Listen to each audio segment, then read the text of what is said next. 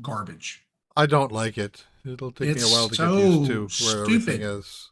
Like, how do you find stuff? And how come we weren't warned about it? Like Yeah. usually when you go to a site, it's like, hey, we got this new look. You want to try it? And then you can try it out. And if you don't like it, you can go back, for a little bit until they force it. Yeah. But they didn't even do that. Yeah, and like I went today, there Tim, I was gonna go in and look at our posts, like how do I manage posts? And I just now found it because I didn't want to fool with it. Yeah, that was I had to bookmark it because it's so convoluted how to get to it. I need to not do that. I was just like, I'm bookmarking it so I can get to it quicker next time. Yep. You hear my cat? I don't know what the hell her problem is, but she's just going nuts right now. No, actually, not too much. I'm trying to get to Twitch. NINDADS. All right, looks like we're good. Oh yeah. Okay. Look at that. Great.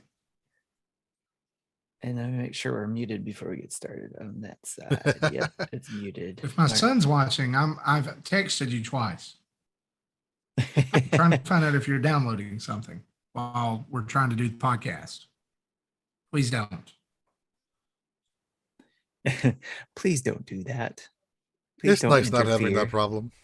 Yeah, I know. It's like we have a very fine internet. We mine it here in our local area. We go to the internet mines, and we have a very finite stockpile of it that we save up for Thursday night. All right, you guys ready? Do you use little digital canaries? Yes. All right, here we go, guys. 3, 2. Welcome to Nintendo Dads, episode 387, recorded on August 11th, 2022. On tonight's episode, we talk about Splatoon 3 and our reactions and your reactions. Jesse, you know what to do.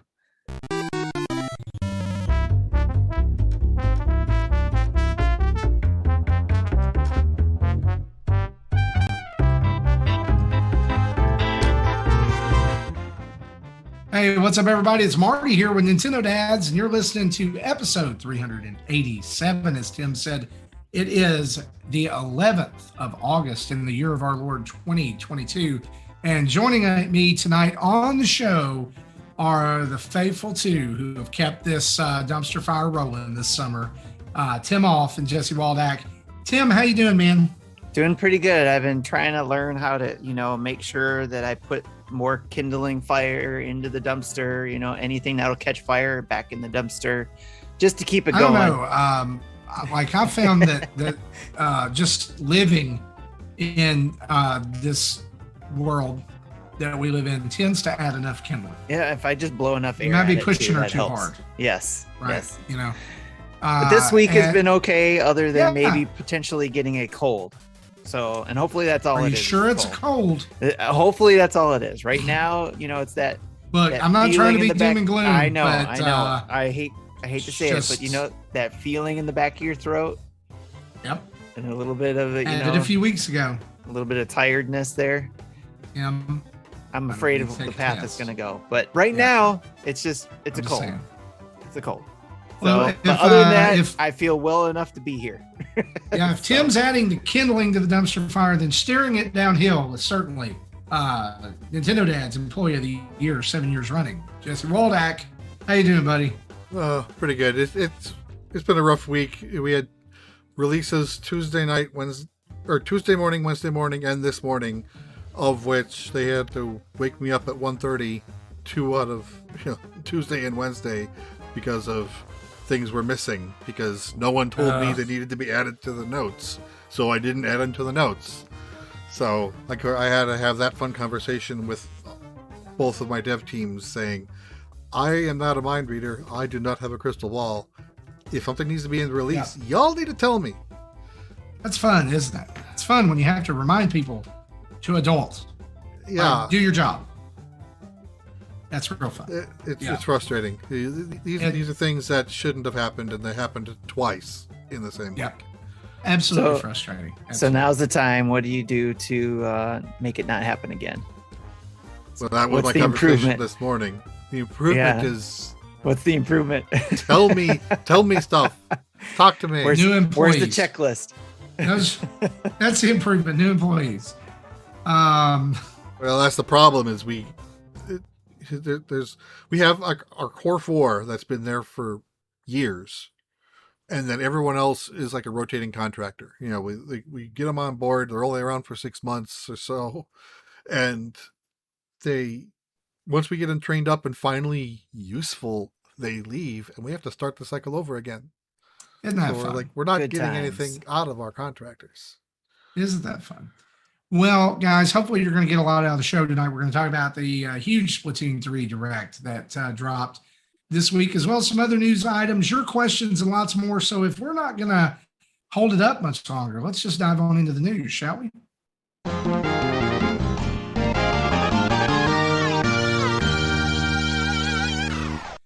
And tonight's show is brought to us by you guys over at patreon.com/NintendoDads, where for as little as $1 a month, you can go and join up with one of the best communities on the internet.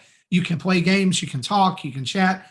Guys, there's literally something for everyone in the Discord. $1 gets you in, $5 gets you the whole slate of sub-channels there in the Discord. $10 gets you pre- and post-show audio, and a monthly or quarterly bonus art card, and $30 gets you on the show as a Patreon producer, and there's slots for all of those still available. So head over to patreon.com/NintendoDads and help us buy games and do things. That's real. I mean, it's what we use it for. And just to shout out too, because I think we've been pretty bad at this, because Marty, I know you've been out, so I was bad at doing this, but just to shout out, just in case we missed you, shout out to the Funchi DLC for be jumping on recently, Hoots in our Patreon, Dylan Andrews, Spencer Kitchens, trying to figure out who's new on here. So there's a lot of new names. I'm just shouting out there because they look new to me. So, and it might be because I'm used to the names appearing in Discord differently. So if we've already shouted you out, yeah, we were just talking right before we went live with the show.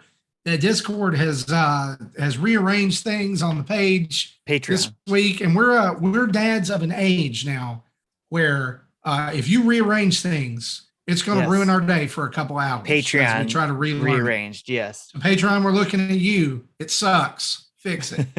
All right, that's all we're going to say. But thank you Patreon if you've creators, been a recent subscriber to Patreon. Look, thank you very much. Yes. Holler at them and tell them to fix it. That's all I know to do. It usually helps. I don't know. Wait, there's a new button. Never what? Mind. Sorry. There is a new button. Who's new in Patreons? Don't do that. Patreon.com/NintendoDads. Also, the show is brought to you by Gooder and Manscaped, and we'll talk about that here in just a little bit. Let's dive in to the ink, shall we, gentlemen? Let's talk about Splatoon 3, which is really just about a month away as we speak right now. Nintendo hit us with a 30-minute direct on Wednesday, which dropped, let's just be honest, a ton of news. Well, they heard you, Marty. They heard Splatoon you talking 2. about, hey, Splatoon's coming. We haven't heard anything. I'm a little worried. Well, they were waiting for me to get back off my hiatus for the summer before they really did this. Yes. And so what I think it would be good for us to do is to just kind of run down a lot of the news and things like that, and then kind of give our opinions of it. So we'll just kind of go through here at the front, not colored by anything as far as our opinions, because I think let's just a little preview of a few minutes from now in the show. I think that probably Tim and I stand on very different ground as far as what we thought about this direct and what we think about Splatoon 3. So let's just run into this. So lots of new things shown. I'll start out with, I haven't had a chance to see this yet. I've been so busy. But I do know of a few things based on seeing other content creators' reactions and Twitter and whatnot. So I'm not completely in the dark, but I'm in the dark. Can I ask a question, though? Are you even in the caring camp of Splatoon, or are you firmly in the I don't give a rip about this? I don't care. Okay.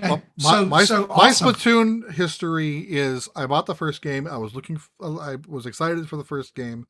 I played it on day one, got to about level 6, and was just getting waxed. So I'm like, okay, I'm done. And that's it. Yep. All right. Well, there you go. So we already know Jesse's feelings on this. It could come out in whatever state it is. He's still not playing it. That's okay. There was an almost Picross style mode. I don't know if you saw that.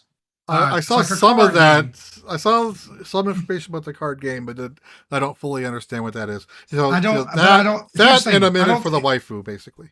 I don't expect you to pay $60 for a card game or No. $70, however much it's going to be. Anyway, here we go. Return of the Mammalians. This is the new story mode for the Splatlands. This is kind of, they described it really as basically tutorial for learning about the battles and the weapons. That does not give me much hope about story mode, but They They said it did was a announce perfect that- way to learn how to use the To weapons. learn. Yeah. they did announce that there would be free updates coming, but also what they called large scale paid DLC. So maybe that's going to be add on to the story mode, a la the Octoling expansion or whatever later on. But they didn't give any plans for that. Yeah, They that's did talk later in the about- notes. Well, yeah, but anyway, I know what you mean. they did talk about Turf War, which of course the main mode of Splatoon, the new technique Squid Surge and Squid Roll. The Squid Surge helps you kind of jump or climb walls pretty fast. The Squid Roll is almost like a backwards jump that can repel ink. Salmon Run can be played anytime. You collect power eggs. There's boss salmonids that are new, as well as king salmonids, like Kohozuna, which is a giant, like Godzilla-esque salmonid that can come out, and you shoot the power eggs at him, and you only have a limited amount. I of thought time it was Kraid. to do that. It did kind of look like Kraid, didn't it? That's actually a good catch there. They also mentioned Big Runs, which are coming in the future, which is an event where salmonids invade the city where the Inklings and the Octolings live in Splatlands, which is kind of neat. 12 stages at launch for battle. Others to come in the future. Only 5 of them are new. They also mentioned, and again, this is kind of just pieced together from the whole thing. It's not pacing with the actual direct, so you can go back and watch it for yourself if you haven't yet. Jesse alluded to the waifus just a few seconds ago. We're actually a trio now, which includes Okay, I a didn't see manta the ray third called the Oh. manta ray, which is called Big Man, who is my new favorite. I will say, my son and I were talking. So we have he 2 looked at waifu it- and a husband out. Is that what we're saying? Yeah, I guess. I don't know. Listen to me. Listen to me. If your husbando is a manta ray from a game where you shoot ink, go find some help.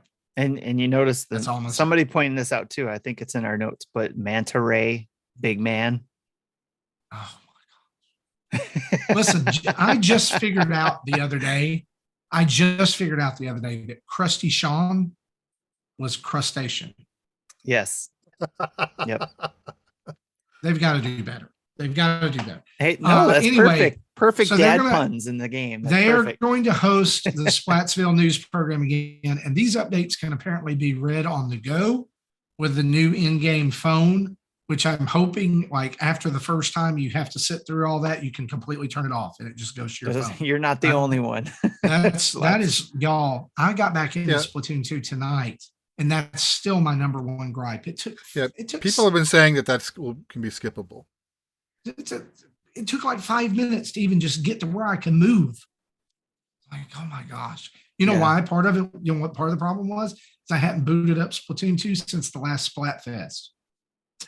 Lots to update. So it you still on. had to show, like, how long ago was that?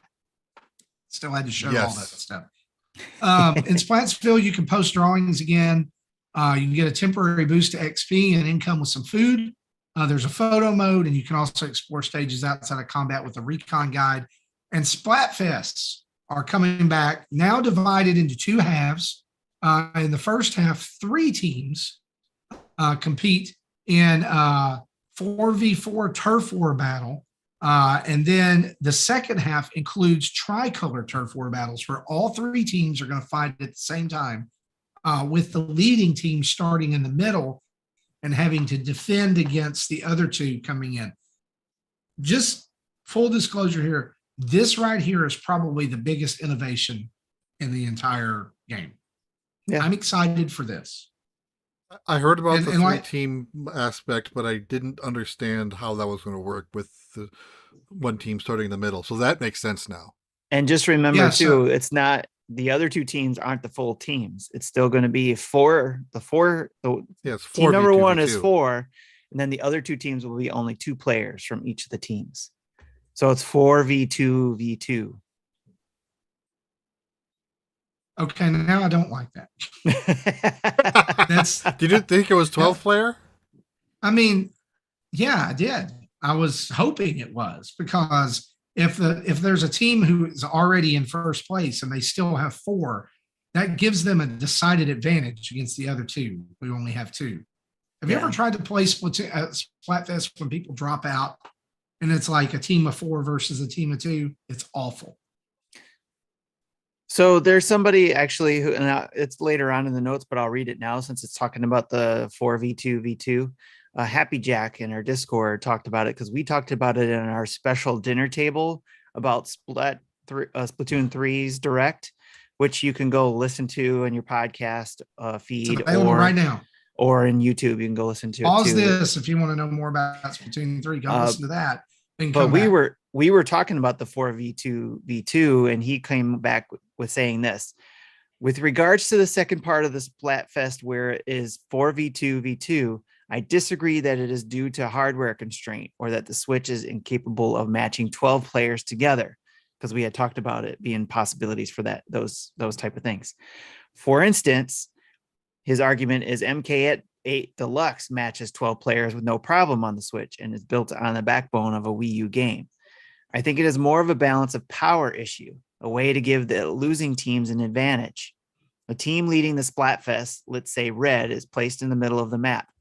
On either side, they are fighting back Blue and Yellow.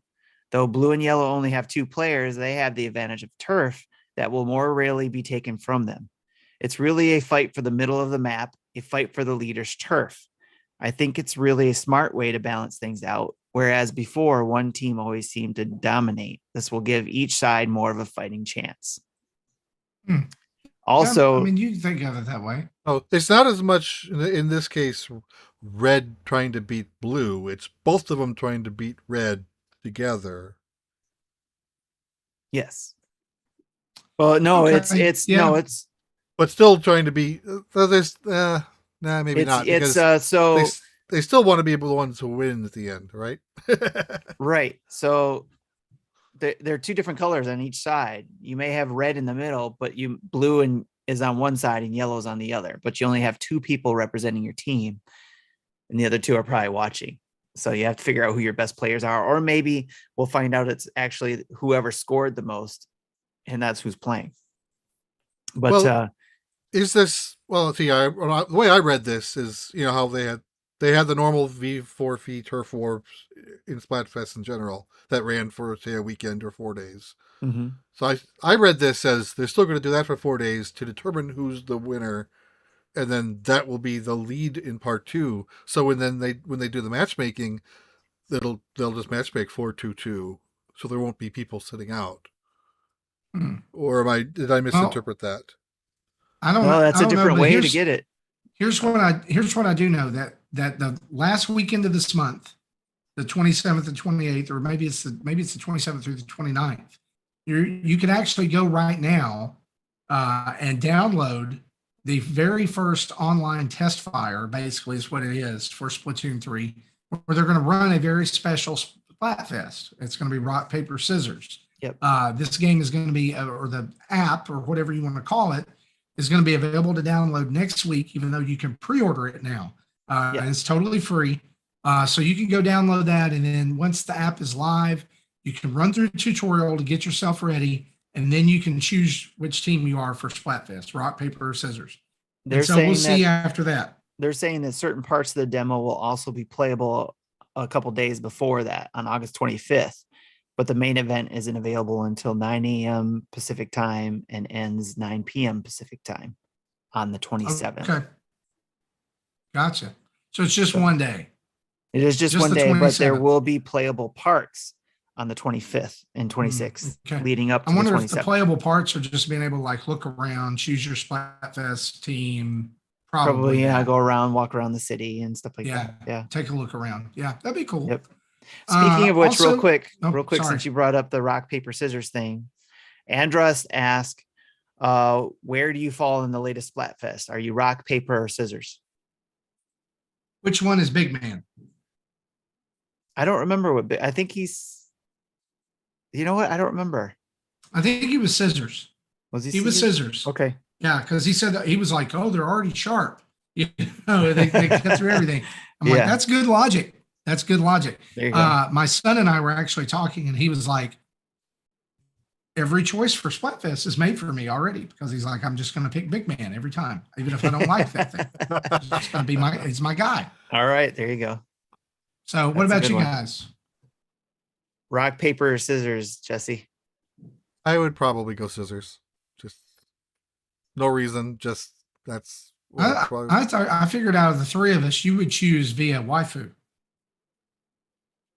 Well, see, I don't know who's who, but Yeah, I don't remember who picked what either between the two of the waifus. The blue one was rock, and the yellow one, the one that everyone's calling the ugly one, Fry. That's Fire.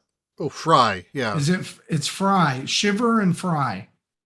Shiver. I knew it was something cold based, but I forgot her name. But Shiver. Yeah. Shiver and Fry. Shiver's rock. Fry is paper. And Big Man is scissors. I don't know. Shiver is the white girl, Mecha Dragon said. And then Fry is the eel. It's White Mecha Dragon. Why did you say Shiver is the white girl and then say that Fry is the eel? I mean, why couldn't you say Shiver is the I'm not whatever trying fish? We're not trying to get into all that. But anyway, let's move on here. Tableturf. There's a one more question. Sorry. Oh no. Okay, go ahead. Let's move on to the next question then. Are you planning on playing the free premiere? Yeah. We already know Jesse isn't. I'm not. I am going to play the premiere. Jesse is not. I might watch Roger's live stream or just so I can get a feel of what it is from. He's not even going to watch our live stream of. Well, he knows what's going on. He knows how to play the damn game. Hey, are you sure he hasn't fired? Roger hasn't fired up the game in a while. He said it himself. We can recruit award-winning Splatoon 2 player Eric Plunk. We can bring him in. Did you just got like 1,000 hours on Splatoon 2? We can recruit. We can also recruit X Long and his wife because they play all the time. Yeah. The guys, they helped us defeat the NINDADS back, heck yeah, ages ago. It's fantastic. All right, I won't interrupt you anymore for now. No, wait, hang on though. This has something to do with the questions I'm gonna ask us. Okay. Did they not help us beat the NINDADS the night that they got shut down on Mixer? Oh, I don't know if it's the same night. I think it was. I think it was. When we were doing, they were on Mixer at that time? Okay. Mixer died. Listen, everybody knows Mixer died because of Nipplegate. That's just. That is correct. It was a lost cause after that. We got to get off this part. Tableturf Battle Dojo was also announced, which is it's a card game in a shooting game. This is the part I might actually enjoy. But I'm not going to spend $60 on a card game. Yeah, you charge up power and then you unleash it all at once with a special comeback attack. There's 150 cards to collect. Honestly, guys, this could have been like an aside thing that they offered for Nintendo Switch Online subscribers, like Tetris 99, Pac-Man 99, Mario 35, or maybe a $10 side game. Yeah, I thought they were going to put it in the app, which we might be talking about shortly here. But I thought they were going to put it in the app. Tim, honestly, that's a great place for it. Because then I can forget about it, just like I forget about the app being on my phone. Yes, exactly. Play around with it once and then don't use it again. But how can you forget about that audio cable setup? You gotta have the squid, man. Yeah. You gotta have the squid that you run it into and you run it out of. We'll have to get Zach back on to demonstrate that because I think he's the one that had it. He can show. There's a video. Well, no, we just watched the YouTube video. That's right. Yes. Yeah. There were a couple of new weapons shown off: the Tri-Stinger bow, which can fire in 3 directions, and the Splatana, which I thought was really cool. It's a melee weapon almost. Yes. But it's also like kind of like Link's sword in Legend of Zelda. When it's all the way charged up, it shoots these blades of ink. And it changes based on whether it's charged up or not. And all basic weapons from previous games are coming back with a few new weapon types as well. And there's new special weapons. Of course, we've already seen the crab tank, which got shown off pretty early when this got announced. But the Tacticooler, which is a fridge that pops out of a tuna can that gives out beverages to your team that gives stat boosts. What? That's awesome. So like your character throws this giant tuna can and it pops up into a kiosk, and when they run by, they grab a drink and it gives them a stat boost. Like it makes this as long as Kirby doesn't come in mouthful moded, I guess, huh? Yeah, right. Kirby Tacticooler. It's corporate synergy. There's also the Wave Breaker, which unleashes sonic waves around the area, pinpoints enemies, and also does that was pretty cool to see to them. And then the Reef Slider, which is basically an inflatable shark ride-on that you can ride into the middle of enemies and explode, and that was does pretty a funny. ton of damage. All the other familiar special weapons from the Splatoon series are going to be here too: Tenna missiles, Inkjet, Inkstorm, Ultra Stamp, Booyah Bomb. All those. Here's one I worried about that they didn't talk about. My preferred item or special weapon of choice when we play Splatoon is I use the one that lets you throw just tons of bombs. Just like and I do the curling bomb, and I just spin around and shoot them out everywhere. Okay. And just like walk forward with an army of bombs following. Because if you die, guess what? They're still there. They still explode. That they didn't mention that one, so I hope it's back. Ranked battle is now called Anarchy battle. There's 4 separate modes. These are the same modes that are in Splatoon 2 already: Splat Zones, Tower Control, Rainmaker, and Clan Blitz. You can do Anarchy Battle Series, which is a solo challenge, which asks you to win so many matches before taking a loss, or you can team up with friends at Anarchy Battle Open. Online friends now appear as 3D holograms in the lobby, which lets you easily ally or drop in as an opponent in the game they're already playing. And by forming a team and playing, players can see what friends are up to at any given moment. And it also includes a memory player where you can play recent matches. And everybody knows that customization is a huge thing in Splatoon. So splash tags are now here to show the title, background, you can change the title, the background, the badge. You can also exchange points earned for battles for various items like seasonal gear and ability chunks. This also ties into the fact that for the next 2 years, once the game releases, there's going to be a seasonal gear catalog that gets released every 3 months. That's going to update styles, add in new stickers, add in new looks. And I think one of the bigger things here too is that you can now choose with your loadout, you can choose your emote at the beginning of the match and at the end of the match. You can choose which one you want to do. Up until now, it's been random. So, Tim, you talked about the smart device with the NSO app. Splatnet 3 will be available day and date with the game. You can check your battle records. You can open or you can order special in-game gear just like you can right now. But you can also support Krusty Sean as he goes on a journey for enlightenment using the ink points that you earn in battles. You can pay for those and help him along. And I'm going to guess that's going to lead to something. That's going to lead to like an unlock or something. At least I hope it does. But knowing Nintendo, it's going to be a golden piece of poo. Right? Yeah. Right? And I don't know if they announced this or not, or we already knew it, but the Splatoon 3 themed Nintendo Switch OLED, we now know, is going to be releasing August 26th. And the world premiere demo will be available, as we said, on August 27th. So you can go ahead and download that. You can pre-order it right now, but you can actually download it as of August 18th. So you can be ready. This launches September 9th. And until September 30th, if you want to pre-order the game, you can double your My Nintendo Gold points for that. They also mentioned new Amiibo coming in a 3-pack. Or did they show 3-pack, or was it just 3 packages? They showed 3 package images, but there could be, a set, a package set that depending on your region, because they've done that before. So, yeah, but they didn't say that at all. This is where I'm assuming that potentially in your region they could have a set, but right now they showed them individually. It looks like in the North American region they're going to be available individually, and they are Inkling Yellow, Octoling Blue, and Small Fry, which is one of the Salmonids. $15.99 each, which apparently is the new price for Amiibo. They come with exclusive gear. You can snap in-game photos with them, save your favorite freshest fits to your Amiibo. And the Callie and Marie and Pearl and Marina 2-packs are coming back on launch day as well for $24.99 each USD. We also mentioned the post-game updates, so free in-game season catalog weapon updates every 3 months for 2 years.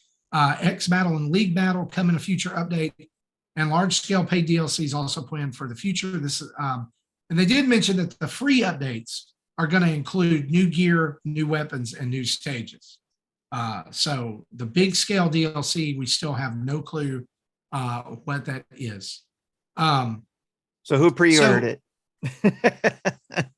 Ebicel asks which one of the dads pre-ordered it. I actually pre-ordered it. I pre-ordered it.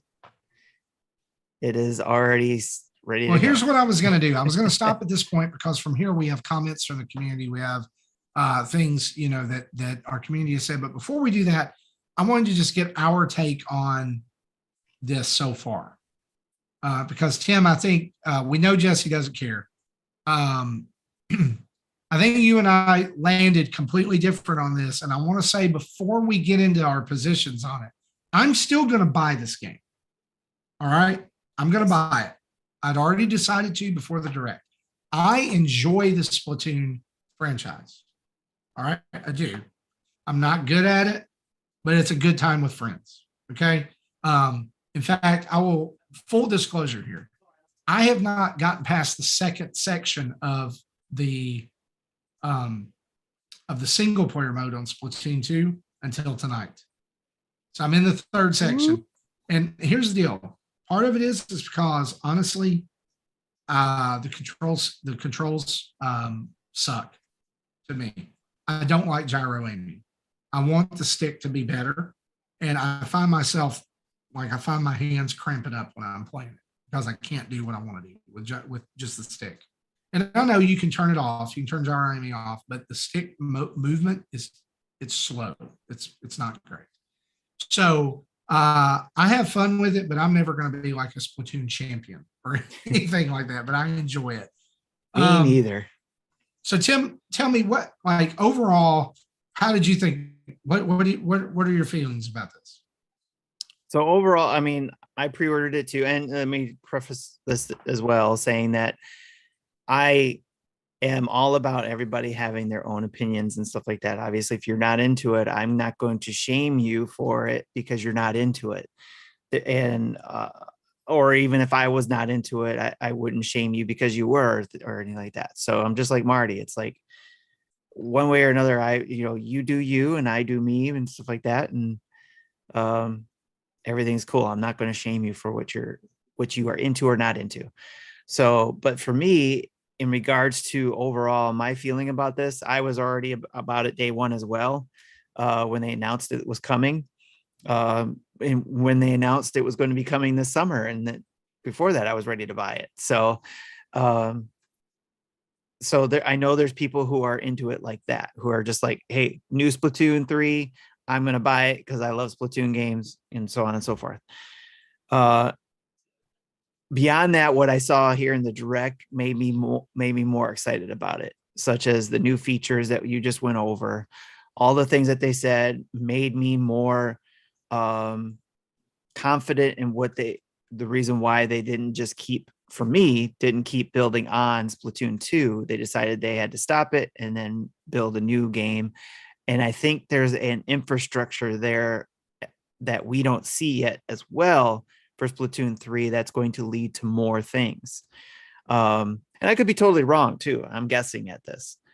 Just from what I'm seeing though, from all the different things that they've added to here and what they had to close down in Splatoon 2, like the Me Universe stuff or the Miiverse stuff and all that kind of stuff. And then just the way people play games like this has changed over the years, that I think that's why they couldn't just build on Splatoon 2. They had to build in a whole new infrastructure. And that's why we got a Splatoon 3. And what I saw in all the new things, I think that's why I'm even more excited about this game, even though I'm not a all in every day playing Splatoon type of player. I'm in it because I enjoy jumping in and being able to play it, even if I'm playing as bad as even Jesse had said he played when he played the first time, getting splattered. I'm having a lot of fun, especially when we do Extra Life or with the community. Love doing those kind of things. So the biggest thing that I saw that I liked, that potentially, we still have to learn more about it, but potentially is the 4v2v2 situation there. The part of the lobby features where by forming a team and playing, players can see what friends are up to at any given moment. And then what we also learned there, what it looks like possibly an easier way to be able to join your friends and play a game with them. So there's a lot of potential there that I think we still are learning and guessing at, I think. But there's also things that they pointed out, such as like the new stages, the new stuff we'll get in DLCs, and even stuff that we potentially could get in the paid DLCs that I'm looking forward to, and so much more. So, okay. Here's the deal. I'll say this: still buying the game, but consider me among the people of the chorus of people, and I think it's a very small chorus who are kind of underwhelmed by this. Okay, and I'm gonna give you a couple of reasons why. Number one of the biggest complaints for a lot of people, or that I heard from a lot of people after Splatoon 2 came out, was that it didn't seem like a lot of thought was put into what a player would do single player. If you're like me and you're not great online or whatever, there's not a whole lot for you to do single player, right? You finish the campaign and boom, it's done. Then they did the OctoMaze DLC, which is fine.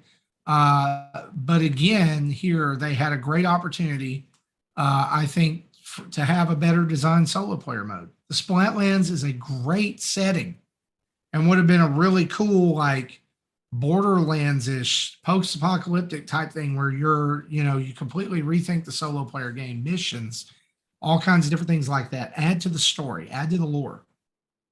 They didn't.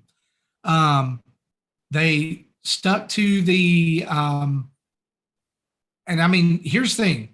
I'm gonna say this, and a month from now may prove me wrong, but it kind of looks like that maybe those news briefings at the beginning with the deep cut may still be unskippable. We don't know yet if the cell phone is going to take over that. Like if there's a setting that you're going to be able to set. If it's not skippable or at least speed upable, that's a huge mistake. I agree with that one. That's something they should have learned. They should have learned from that, from hearing their audience, for sure. Yeah. That would be a disappointment for me too. I think another thing that kind of struck me too is that every game has been like you get plopped into the center of a city, right? And that's the hub. Maybe think out of the box a little bit of that, a little for that. The first thing my son asked me before he even watched the direct, I said, "You want to watch this?" And he's like, "Did they add deathmatch?" No, they did not. I get that the idea is to ink all the territory, but why not have the option for that for people who want to do it? It's just, to me, overall, it seemed like it's Splatoon 2 with a fresh coat of paint. And so many people kind of indicated that, like, that maybe was a worry leading up to its launch. It's like, oh, is it going to be enough? Even Kit and Krista on their show over there have talked about it. I can't wait to hear what they say about this, because, they've been asking several times. I've heard them on their show say, Splatoon 3 is coming, but is it just going to be more of the same? And honestly, it does look like more of the same. Now, the good part about that is that the Splatoon formula overall is pretty good, right? I just thought that we would see some more progression here. They've had 5 years, and they only have 5 new stages when it launches. That's it. 2 new weapon types, just a handful of new special. Well, 2 that were announced. 2 that were announced, but it seems like, I don't know. Yeah, I don't think they're going to save the first 2 games released seemingly bare boned and then expanded. I'm not surprised that they continue that. And there again is another thing. I am tired of we're going to release it and then you're going to get all these free incremental updates that we hope are going to keep you playing or whatever. The last 2 releases that Nintendo has done with that, Nintendo Switch Sports, I've not booted it up in a month or more. Mario Strikers, 2 new characters in 1 stadium did not do it. I tried it, played it for a few more minutes, and I was out. I think we need to stop giving them a pass on this. And I think there needs to be more. I've been complaining about this for much longer than these games. So. And I know there's a lot. Listen, let me interrupt real quick, Mari. Could you imagine if they did that same idea with Legend of Zelda Breath of the Wild? Could you imagine how? Can you imagine if they did that with Xenoblade Chronicles? Right. Can you imagine if they did it with Fire Emblem? Yes. So I guess it's basically our opinion on what we feel is the full game and what's not the full game. So you're right. I believe in the same thing. I'm tired of the same thing. I don't like it with the sports games either, that they've been doing that. Where we thought they were going to do that with Mario Party, but they just didn't never update it. Yeah, and then you didn't get that either. Yeah, so it's just like, yep, we can't assume that, and that's what's the scary part. Is like, I'm trying to be careful of this with this game too. Is I can't assume we're going to get those things that I really hope for in those later DLCs or even the paid DLCs. It should be there now. I agree with that, because it should be, we're paying for a $60 game. Give us everything for a new featured sequel. Not a 0.5 or what seemingly could have been an add-on to, Splatoon 2. So I agree with all that for sure. I just think that, like, I get it that do I think this game probably could have come out sooner? Yeah. There's probably some stuff here that got delayed by the pandemic, right? A lot of games, in fact, a lot of companies, 2022 is not shaping up like they thought it would. Yes. Let's just be honest. Yeah, we've read that and heard that everywhere. It's not just Nintendo. It's messing Microsoft, up a lot of our fantasy critic games. Yeah. So we've actually, I don't remember where it was said, but it was towards the beginning of 2022. Somebody said the pandemic is going to catch up to us somewhere. We don't know when and where, but it's going to catch up, and we've seen it this year. Yeah, here it is. Like, I don't want to be the butthole and say hey, they should have been working. They should have been doing this. They should have been doing that. But also on the other hand, like, I am tired of half-finished games getting released and expecting everything else to come in. I agree. I'm tired of every big game from Nintendo, who is a first-party juggernaut. Every big game that has been released this year almost has been, and there'll be free DLC to add. Here's our roadmap. I don't care. There should be enough there for me to want it day one, which there is for me. And there is for me. Again, I know that there's a rabid fan base for Splatoon. some of them in our Discord that were very quick to disagree with me about my opinion on this. I just feel like it's that if you've played Splatoon 2, then you've played this game. And that's where I disagree with. And I think I saw enough to where I see this is Splatoon 3. So, because again, it looks like there's a lot there infrastructure wise that we'll be seeing built upon. I think along with everything. I think it's the same problem I think it's the same problem I have with Overwatch. Overwatch 2 is just DLC for Overwatch, and they're closing down Overwatch. But what some people have sunk years and lots of money into, they're closing it down to force you to buy their DLC upgrade for Overwatch. There's not enough there that to really, like, even at launch. I thought that was just going to be about free migration.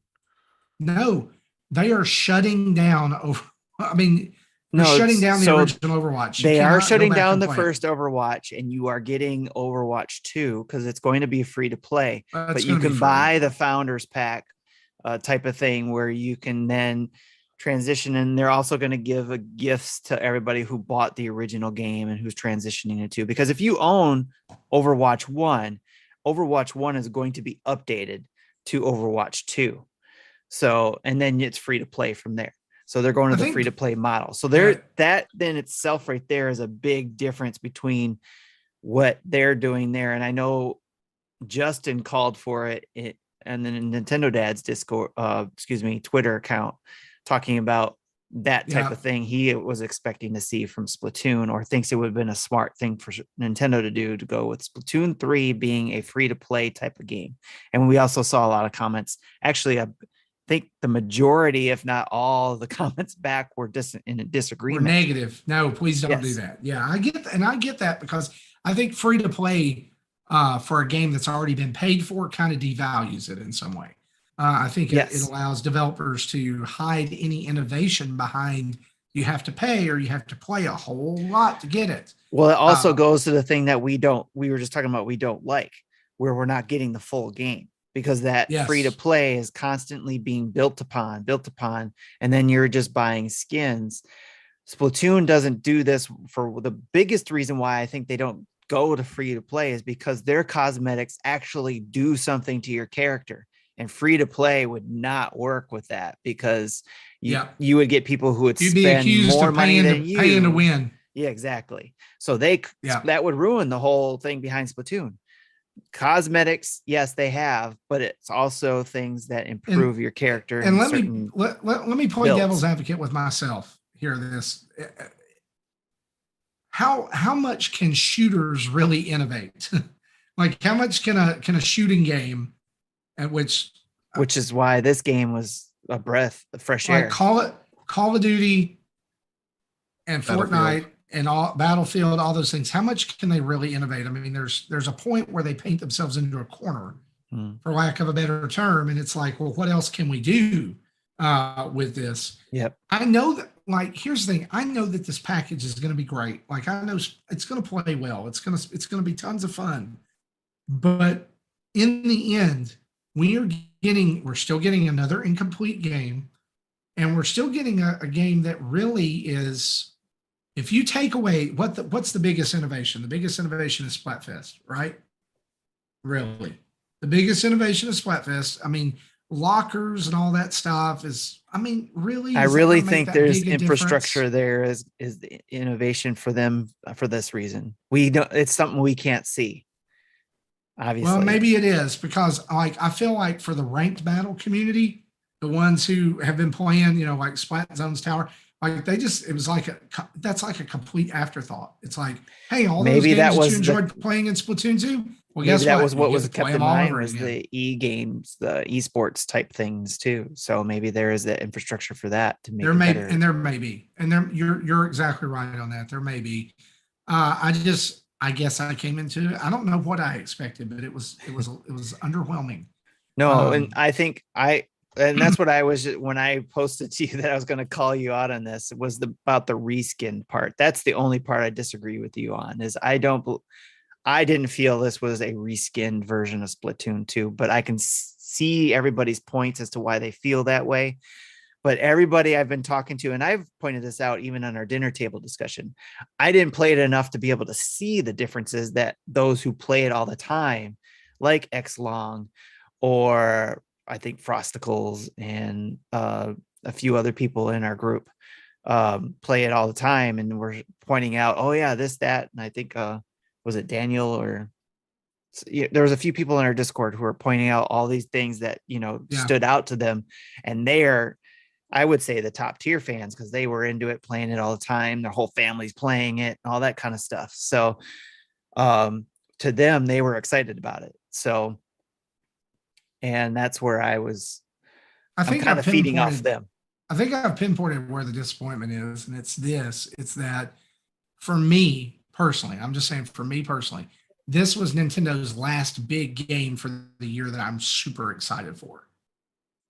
And when it didn't deliver like something super great, because like we've had the Breath of the Wild delay, we've had Advance Wars that's disappeared. There's no Mario game this year. Guys, y'all realize it's been like a good 5-year period that we've not had. Right. And you could argue that Mario Bowser's Fury was a new Mario game, but it's kind of like a side quest. I can understand, especially with all the letdowns with the sports games, for sure. Where you're expecting for me personally, there's not been any like one big thing this year, right? Except for Live Alive. It's been my favorite game I've played this year. Hey, that's good on the Switch, and it is incredible, and it's probably going to end up being my game of the year. But and I don't know that Splatoon 3 would have ever been close to my game of the year. But I had hopes that it would be something, a more substantial upgrade than just, hey, here's a couple of new modes, here's a couple of new weapons and things. And Nintendo's track record lately hasn't been good for this, what I'm about to say, but I'm going to say is that we only saw a direct. Hopefully when the game launches, we will be keep the expectations low, of course. And then when we get the game, maybe it'll be better than we think. But their track record as of late has definitely not supported that. No. So which is sad. So hopefully we get that. But I wanted to kind of go here because I've griped enough and people are probably tired of hearing about it. About some of our comments from the community and basically what we heard feedback. Overall, we saw that people were really impressed with the quality of life improvements. Hopeful that you could skip news updates with the Squid Phone. A general feeling of, hey, we like this card battle game. Wishing for a battle royale type add-on. Maybe that's the pig DLC. People mentioned and liked that it looks easier to play with friends, and you can get to use the testing range while you wait. Spider Shan shared this. Just watched the Splatoon Direct with my son. He's thrilled. This will actually be the game that gets him away from Madden and MLB and back to the Switch. I'm no Splatoon pro, but I always enjoy doing Splatfest. This Direct showed me everything I needed to be satisfied with a sequel. Why so thrilled? For me, it's about the new 3-way they're doing Splatfest, including the 3-way battles. I also appreciate the easier looking way to play with friends. Always felt complicated in Splatoon 2. I appreciate that you can pick a level and play around with it by yourself. Gives you a chance to set up a strategy or get familiar with the map. And for my son, it's all about customization, lockers, emotes, and titles. He also loves all the additions to Salmon Run, which is his favorite mode from Splatoon 2. And then Mecha Dragon asks us this question. I think we've covered it, but I just want to acknowledge it. He sent in the question. Do you think Nintendo will make Splatoon free to play like Overwatch 2? No. No, I think they want that $65 payout, right? And we've already kind of gone over the other. He said a couple other things I just wanted to point out. Happy Jack. He's the one that mentioned the name for Big Man for the Manta Ray. But he also says near the end, when we were talking on the dinner table about fixes to matching with friends, it seemed to me that the direct showed that you could queue up with friends for Turf War within the new waiting lobby area, the practice area. And then he also said, thanks all and love the show. P.S. I do enjoy listening to everyone in the variety of perspectives, but Marty is my favorite. Bye. So there you go, Marty. So I'm sure Happy Jack missed you. I don't care if I win the end of the year prediction poll or anything. That's it right there. There you go. Thank you, Happy Jack. Appreciate that. I hope you have a great. I hope you enjoy this game. Honestly, and listen. Somebody said to me on Twitter after I posted that, they're like, "Oh man, you just need to let people enjoy this game. You need to let back off and let people." Okay, I get it. No, I disagree saying, with that. look, that type of attitude. You need to be able to voice your opinion, just like we are as people who are excited about it. Like, I don't you think need to be able that. to say your was, part. Yeah, you know, you don't have to it was that agree like with antagonist us. is let others be happy and excited about it. My children and I are, and if you are, great. Here's the deal. For me, this why I've emphasized this over and over. For me, it didn't hit right. All right. Yeah. Is it going to sell boo koodles? Is it going to sell a schwack load? Absolutely. It's going to be a huge seller for Nintendo. It's going to be very successful. That's great. My thing is that somebody needs to poke the bear, and somebody needs to say you can't just keep releasing little incremental upgrades like this. You've got to put some effort into it. You had 5 years. Yeah. And for those people, if you're listening, just be glad we don't have Justin on, because he'd probably just be right now saying, meh. You know what he would be saying right now? He would be saying, follow the numbers. It's going to sell a butt ton. That's why they didn't. And if it's going to sell a butt ton, why? If they're going to put the same modes in Splatoon 2 and Splatoon 3, and it's going to sell a butt ton, why would they make any other numbers? Or if Justin, if he happens to call in, if he's listening, if he happens to just come in and now, shout who's poking the bear now? Why he wants it to be free to play so much, then that would be what he'd be talking about if he happened to call in right now. We're going to hear about that next week. We've actually got 2 voicemails from the community about Splatoon 3. And let's go ahead and play those right now if we can. Yeah, Jesse. Hey, Nintendo Dads. It's John from the Dads After. What? You don't want me to? I was going to say play X-Longs first. Okay, I can do that one first. Thanks. This is my reaction for the Splatoon 3 direct today. So a couple big things for us and my family, and it could have been, I think, an extension onto 2. But after watching it a couple times, like, there is so much in this game. It's insane, especially when you compare it to like something like Strikers that came out and how little content there is. So first couple of things that are like quality of life, huge. You can play on the same team in Turf War. That's insane. You can skip the intro, the news that used to be Pearl Marina. You can skip that now with the Sea Cucumber phones, which is awesome. Which, that's not to mention all the looks in this game. Like, everything from the Splatfest and everything, it looked amazing. You can practice in the shooting range before your game starts. You're constantly doing that. I mean, that's amazing. And you can always just jump into battles with your family, friends, whatnot, which is awesome.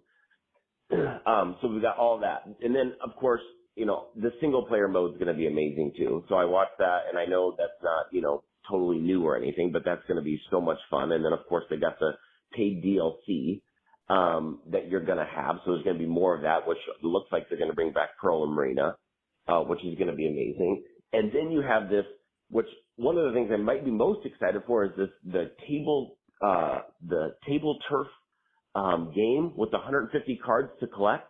I'll be getting all of those cards. There's going to be an entire community just in that mini game, and I think it's so cool that you can just go play that competitive mini game within Splatoon 3. Just the content, like, that is a perfect game. If I don't feel like jumping into a multiplayer game, I can just sit back, play that game while we're watching TV with the family or whatnot. It's gonna be amazing. Like I said, the looks, and then of course, you've got the tricolor during the Splatfest where you have like the 3 teams, which I thought was just super cool. Yeah, we didn't get a battle royale mode, that sort of thing, but even the little things like lockers, things like that, all the stuff you can do within, Splatsville is super crazy. That's why I'm so excited for this game. That's it. Thanks, guys. See ya. Thanks, happy Kurt. Customer. Yes, Kurt's happy. Kurt and his family look like they're excited. All right, now for John, right? Yeah. Hey, Nintendo Dads. It's John from the Dads After Dark show. And yes, before you say it, we'll stop watching shower cam streams while we record. Anywho, I'm calling from my road trip. We're going through Tennessee, and I wanted to talk to you about the Splatoon 3 Direct and what I thought about it. And I mean, really, I thought it was who's up there? What's going on? Who's it? Marty? Marty, is it you? Marty, why are you on the ledge? Get down from there. The Splatoon 3 Direct, it wasn't that bad. Come on, we didn't get a Battle Royale mode, and there's a lot of the same stuff, but Splatfest has 3 choices now, and we get the Tricolor Turf War. That'll be fun, right? Maybe they'll do Cheetos flavors. You like that. You like that hot Cheeto, right? And Salmon Run has lots of new bosses, and even the big final boss, it's gonna be a blast. You can shoot the eggs into the basket like a 3-pointer at the buzzer. You like basketball? Come on. Card game's cool. Yeah, I know I usually hate board games within games, but I don't know, this one seems fun. You gotta catch them all, right? There's collectibles and outfits and the lockers you can customize. You can dab now. I like the stringer weapons. I can be Lara Croft. Do you like Lara Croft? You don't like Lara Croft? All right, well, I mean, getting online will be much easier. You know, we can jump on. We can play together. Oh, he's coming down. I'm sorry, he's coming down. Thank heavens. Whew. Crisis averted. Looks like I talked Marty off the ledge. You know, everything's good here, but I've got to get back in the car. I got to keep driving to... Oh, crap. Oh, I just got an alert that Chicken Wiggle Workshop is delayed to next year. Marty, get back down here. Don't go back up there, Marty. Oh, I am so glad that we got that recording of John talking me down off the ledge. I really appreciate that. But I have to say, driving through Tennessee and you didn't call, you didn't say anything, you probably, look, if you were on I-40, you were 20 minutes from my house, dude. Let me know when you're on your way back. All right? We'll show you where to get some real barbecue. But I'm glad that John is also going to enjoy. Look, can I tell you something? You know why I say that? Because there's a barbecue joint in my town right here where I live that was the #1 rated barbecue joint in the entire nation at one time. There you go. Cause Tennessee barbecue's better. But anyway, let's not talk about Splatoon 2 or 3. Sorry. See, I can't even differentiate in between them. Let's talk about a couple other small news items before we head into the next part of the show. Sonic has come to Fall Guys. You hear that sound? That's everyone rushing to play Fall Guys. It's out now. Sonic is part of it. Anyway, there's a brand new level, Bean Hill Zone, where you can do all your Fall Guys stuff, and you can unlock Sonic costumes and other customizables. But here's the deal. Today, it is August 11th. This is only available until August 15th. Only like 4 days, guys. And it's gone. It's going fast. Just like Sonic. It's going fast. Yes. It's like Mario 35 all over again. Yeah, but here's the thing. I mean, Fall Guys is free, guys. Go play it. All right. It's good. I promise. Speaking of Fall Guys, Nintendo's version of Fall Guys, Kirby's Dream Buffet, got a release date today with a 3-minute trailer, and it actually looks pretty dang sweet. So August 17th. No pun intended. This is coming out. $15. Yeah. You can play with 3 others, local or online. There's going to be copy abilities. There's going to be costumes you can unlock. For $15, I think this is a steal of a deal. It's going to be good. It looks beautiful. I bet this pops on an OLED. And so queue it up. Kirby's Dream Buffet, 6 days from now. You can get it USD $14.99. That's our news tonight, guys. Yeah, I was going to say Wednesday is a weird day for Nintendo to release a game. Yeah, why are they? It's almost like maybe there's something happening on Thursday. I don't know. You know what it is? Who knows? You know what it is? I just thought about this. They're anticipating the avalanche of downloads of that Splatoon online Testfire on the 18th, which is when it goes live. When it goes live, yeah. When you can download the demos. If it breaks the eShop, at least some people still got Kirby, right? That's true. I don't know what it is. But anyway, that's our news. Let's over for a quick ad break from our sponsors. Today's episode is sponsored by our friends at Manscaped, the leaders in below the waist grooming. It's back to school time, and we want to make sure you pack the essentials to have the best year yet. The Manscaped 4th generation performance package is just that. Be ready for whatever it is your daily schedule is this year. It's the perfect package for your package and includes the brand new Lawnmower 4.0. fellas, go for the valedictorian of ball trimming and join the 6 million men worldwide who trust Manscaped by going to manscaped.com with the code NINDADS.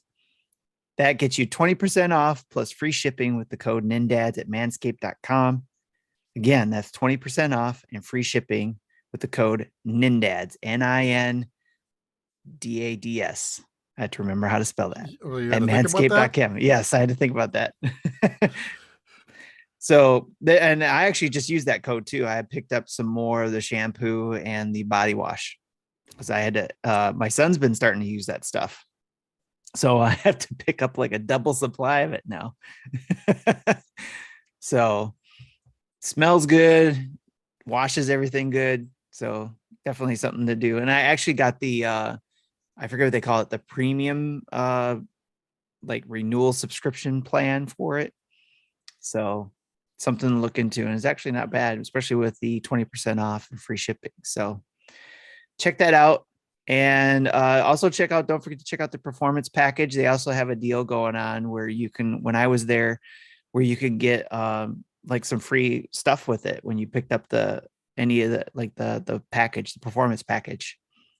You got the free bag. I think we've seen that before, and a couple other things. So be sure to go check it out, manscaped.com, and don't forget to use our code NINDADS.com, or excuse me, NINDADS. So insert that there. So Jesse, anything you want to add to the Manscaped stuff?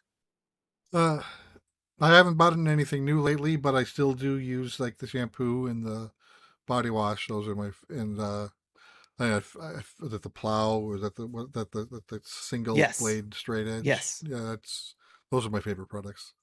Yes. And I have the chapstick still too, and I don't have to redo that yet. So just remember, this year, graduate with a degree in clean balls from Manscaped. Just make sure to remember that. And also we are proud to always bring on or talk about our oh yeah, there we go. Jesse's wearing our Gooder partner. So we're excited to partner up and introduce the Nintendo Dads community to Gooder. GODR. There's no E in there. So GOODR. I always forget to bring mine to wear, but I wear them every day. Yep. I have mine sitting right here too. So, well, you guys are better than me. Gooder thinks gaming is fun and your gear should be too. Gooder makes fun, fashionable, and functional sunglasses that everyone can afford. Sunglasses for gamers. Why? Because gamers go outside too, especially this summer. They also have their Blue Mirage glasses because apparently blue light is bad for your eyes. Some scientists say it causes eye strain, fatigue, headaches, and tail growth. So just be safe. Gooder made these glasses with the ability to block blue light. Perfect for any screen, any face, any light, especially blue light. Designed to look good and fit comfortably on your face and under your headset, whether you're working from home, in front of the computer all day, or perfecting your avatar. Some may say Gooder makes the best gaming glasses ever invented. Level up your game with a pair of blue blockers with Blue Mirage technology, or polarized Gooder sunnies to protect your peepers. Best for laps around the house and pawning noobs. With a name like Professional Respawner, Insert Coin to Continue, and Blue Shades of Death, again, those are the ones I have right here, we know you'll find the pair that speaks to you. You can use NINDADS for 15% off at gooder.com. Again, that's 15% off. Plus, it says here, free shipping with the code NINDADS at GOODR.com. And like we've been sharing, Jesse wore his. Marty doesn't have his near his because it's nighttime, and he wears a lot of them outside. I don't wear my sunglasses at night like people did in the 80s. I wear my sunglasses at night. Whoa, hold up, Tim. The pipe's off. Coming in swinging. Hey, can I say this though? I don't think I've been on the show since I got another package from Gooder. They sent us some brand new glasses and sent over 3 pair. I got some of the circle G's, like the circular. Yes. I also got a different pair of the OGs, which I really like.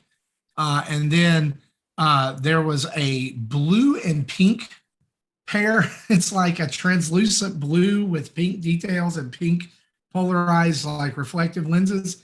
They are the jam. They fit so well. And man, I love, like, so many people. Like today, I was in a meeting. I walked in, I had my glasses sitting on top of my head. I took them off. I set them on the table next to me. Guy picked them up. He's like, "What are these?" So I got to tell him about it. I was like, "Hey, you can save 15% if you use the code NINDADS. First time order, you get 15%. He's like, "I'm ordering glasses." So everywhere I'm going, like I've been telling people who have kids who play, they're like, "Oh, we got to play baseball." They're like, "Oh, we like glasses with polarized lenses, but we're paying like hundreds of dollars for them." And I'm like, "Go to Gooder for $25. Best glasses you'll ever wear." Tim, those are magnificent. These are I forget the name of them, but they're the green ones. And they're the single, piece, whether the BFG ones or something like that. But, I call these my ZZ Top sunglasses. So you do. There's some, and listen, in case you didn't know out there, there is something women like about a sharp dressed man. And this will definitely add that's what I've been told. That's what I've heard. Know. So now I got to figure out what the name. Okay, so the OGs, that's what you're wearing right now. Or actually, right? No, not the OGs. They're I thought they were the BFG ones, the bigger ones. I'm scrolling through them right now. That's why. So I got one of the Circle Gs. I like those very well. The Mock Gs. That's what I got. I got Kitty Hawker's Ray Blockers. Nice. Yeah, those are the blue and pink ones. And then the VRGs. That's what you're wearing right now. VRGs. That's what it was. Yes. The VRGs. And that is called the Neon Flux Capacitor. There it is. That's why I probably got it, because I just noticed there's a new color here called, I'm gonna have to get this one. Area 51 Booty Call. This is the names of the glasses the site are just as good if anything, as the glasses go there themselves. Go there for that. Yeah. Go to Area 51 Booty Call. Hey, can I tell you, we'll look at the names. You get a free glow in the dark sticker with these of an alien ship kidnapping a flamingo, and both of them are wearing sunglasses. My other favorite one, I did not get these, but I don't even know if I'm able to say this one. Beelzebub's Bourbon Burpees. Just go to gooder.com, GOODR.com. Yes. Go over there, buy yourself some sunglasses. Tell them NINDADS sent you. Use the code NINDADS, NINDADS. 15% off and free shipping. That's right. Hey, back to you, Marty. Let's talk about some events.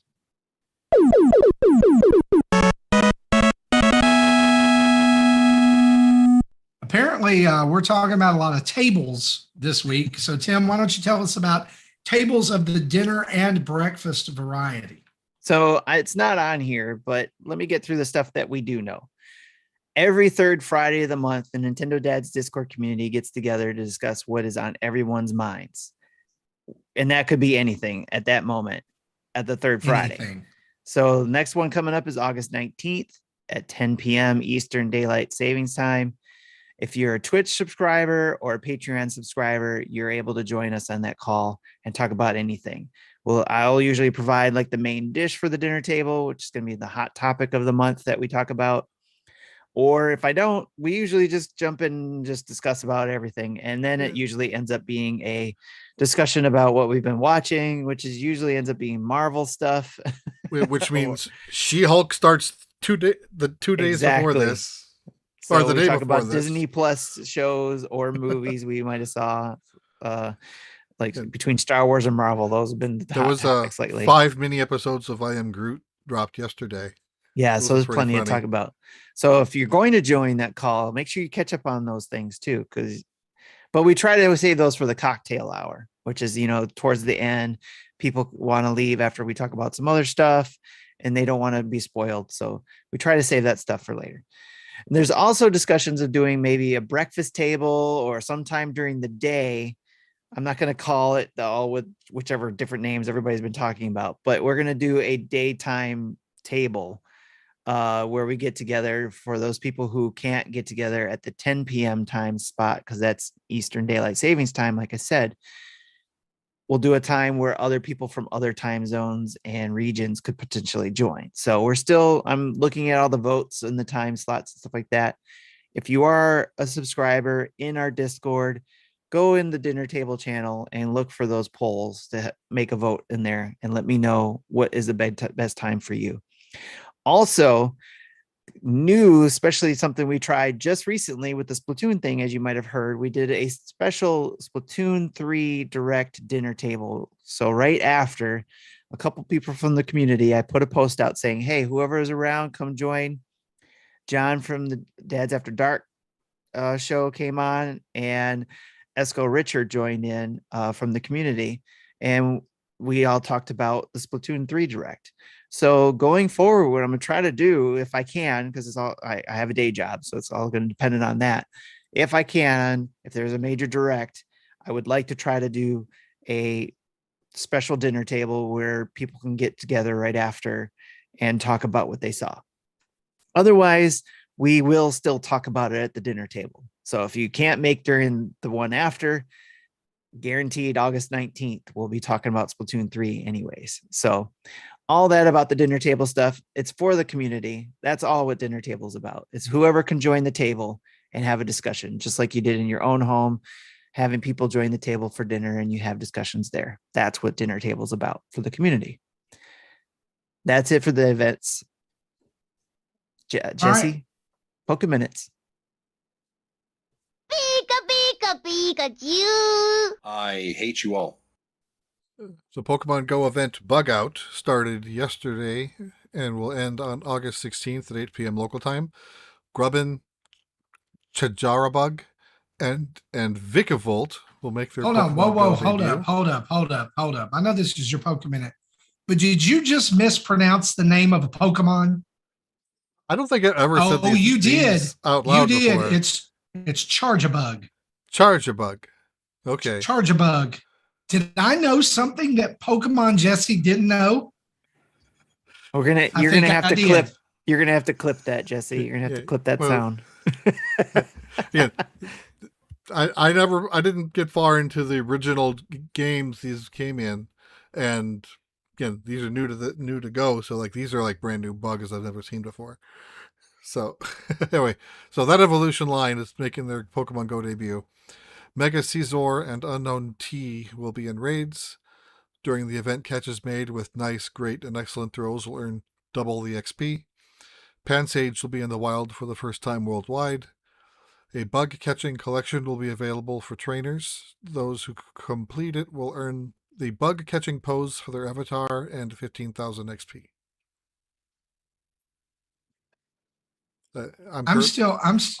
I'm one bug away to finishing my collection. I'm still blown away that you didn't know what its name was. I've never had to say that word out loud before. Look, Jesse, this is Gen 7 Pokemon. You didn't get far into that game? No. Wow. Okay. Or if I did, I very rarely use bug Pokemon in my teams. So he looks like a bus. It's the best Pokemon ever. Pokemon that look like other things are fantastic Pokemon. Like that dog in the new one. Fido. Looks like donuts. Yeah. Oh my gosh. I'm taking that thing to the Elite Four. I hope it gets so is Roger. Like when I evolve that thing, I hope it evolves into like some kind of like baguette dog. You know, yeah, I think I said this joke on the last week, but you weren't here to hear it. I think Loxton was comparing it to like fia dough, the really thin dough used to make Middle Eastern desserts. And so he's hoping for an evolution called Barklava. Oh my God. If they make a Pokemon called Barklava, I'm done. That's it. That would be my Pokemon. That and the ice cream one. Is the ice cream Pokemon? Can it like make ice cream? You know all this stuff. I think the lore about that one is the Pokemon itself is actually the cone-shaped part, and he actually just scoops up snow to make the ice cream part. Well, that is not Yet, as good as yet, I thought it was. yet the face is still on the snow part, so I don't know. Yeah, But I'm glad it doesn't excrete it. no. Yeah. Yeah. 'Cause Yeah, that'd so, just be weird. Okay. Moving on. Let's talk about what we've been playing, shall we?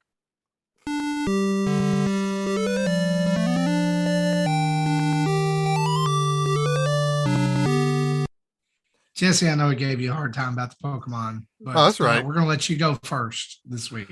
Okay, so last week I talked about Logic Pick. I got that as a early access code that came out on Friday, and I played more of it.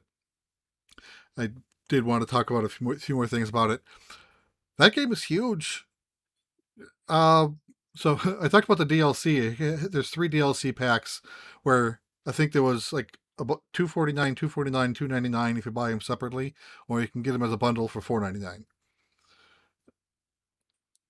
So on Friday, when Friday came around, I went to download the DLC, and each of the DLC packs were discounted from that original price. It was like $149, $149, $219 or something like that. Yet the bundle wasn't discounted. It was still $4.99. But the bundle is still the better deal, despite the discounts. So I downloaded the bundle, which unlocked all 3 DLC packs, and that alone unlocked like 800 puzzles. So this game has like near, if not over, 2,000 puzzles.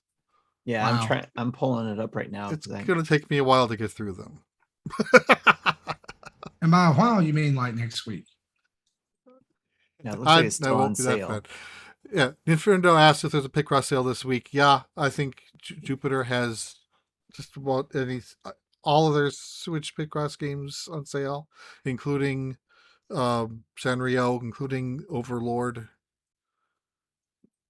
They're talking about Alchemy now in the chat about Pokemon food stuffs. Anyway, so I was playing it earlier today and found an interesting bug that I posted on Twitter. I put the cursor. Didn't matter where I put the cursor.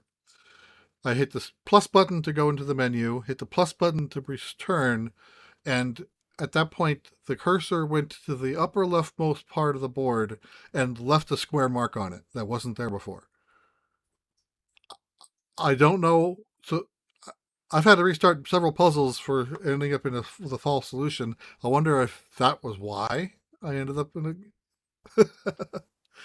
I noticed it multiple times. I'm like, why is there always this dot there? Because I'm not pushing A, so why it's placing a dot there? So I don't know if the developers know about it or been told about it, but it's not too annoying but yet it's very reproducible. When it doesn't happen every time, like I put an X in that slot and it wasn't happening, but if that spot was open, it happens every time. So it's just something to look out for. I'm still hoping for that other Jupiter game that came out in Japan last week, Picross Cross, to come. It is supposed to come out to the West. There's just no date announced for that.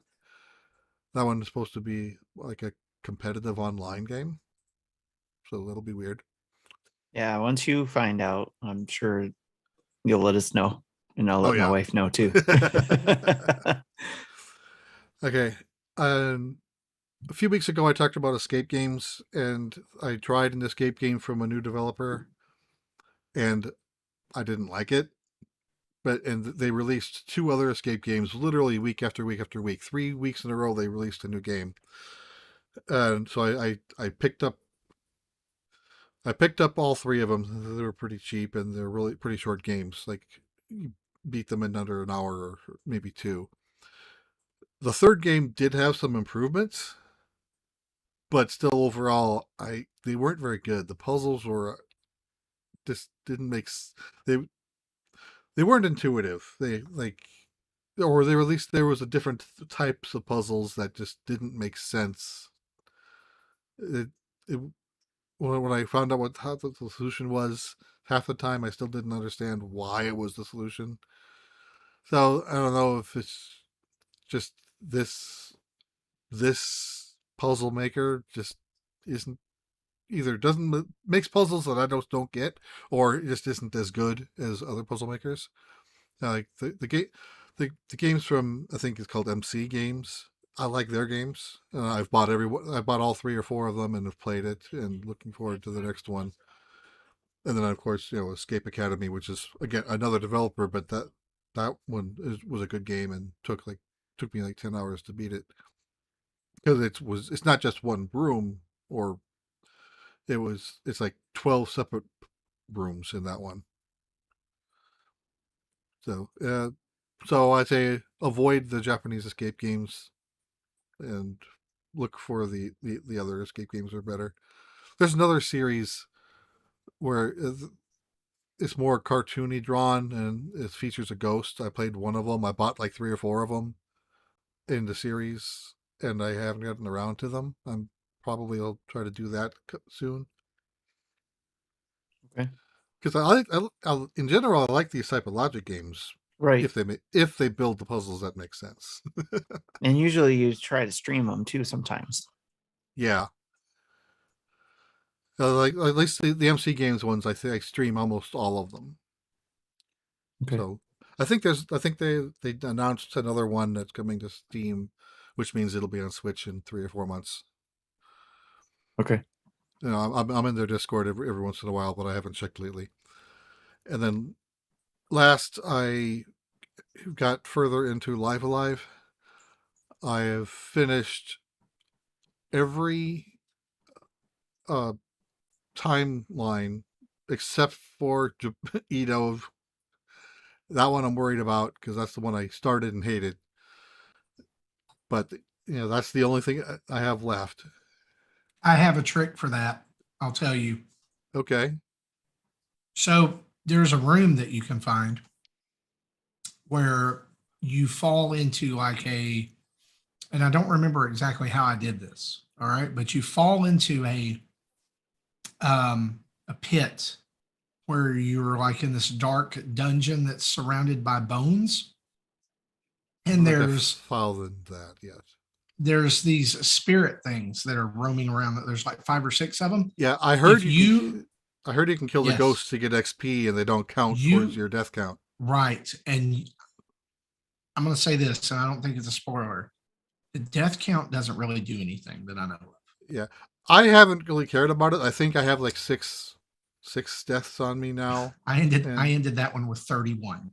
But I did try to sneak. I could have killed. But here's the thing. You start out really super underpowered and you have to sneak. If you can make it to the ghost room, I leveled up all the way to level 11 just by being in there. Now, I wasn't even sure you can get past level 10 because I've never seen anything past level 10 yet. Yep, there's level past 10. And here's the other thing. You have to fight to get out of that room and you'll figure it out. But It's a great place to level up. Because there's a water spout move that Oboromaru learns that basically kills those ghosts in one hit. And you like that the XP is like kind of a diminishing return, but it's enough that it's worth doing to level up. Well, you can kill like 3 or 4 of them, or do the whole room like 2 or 3 times and get a level.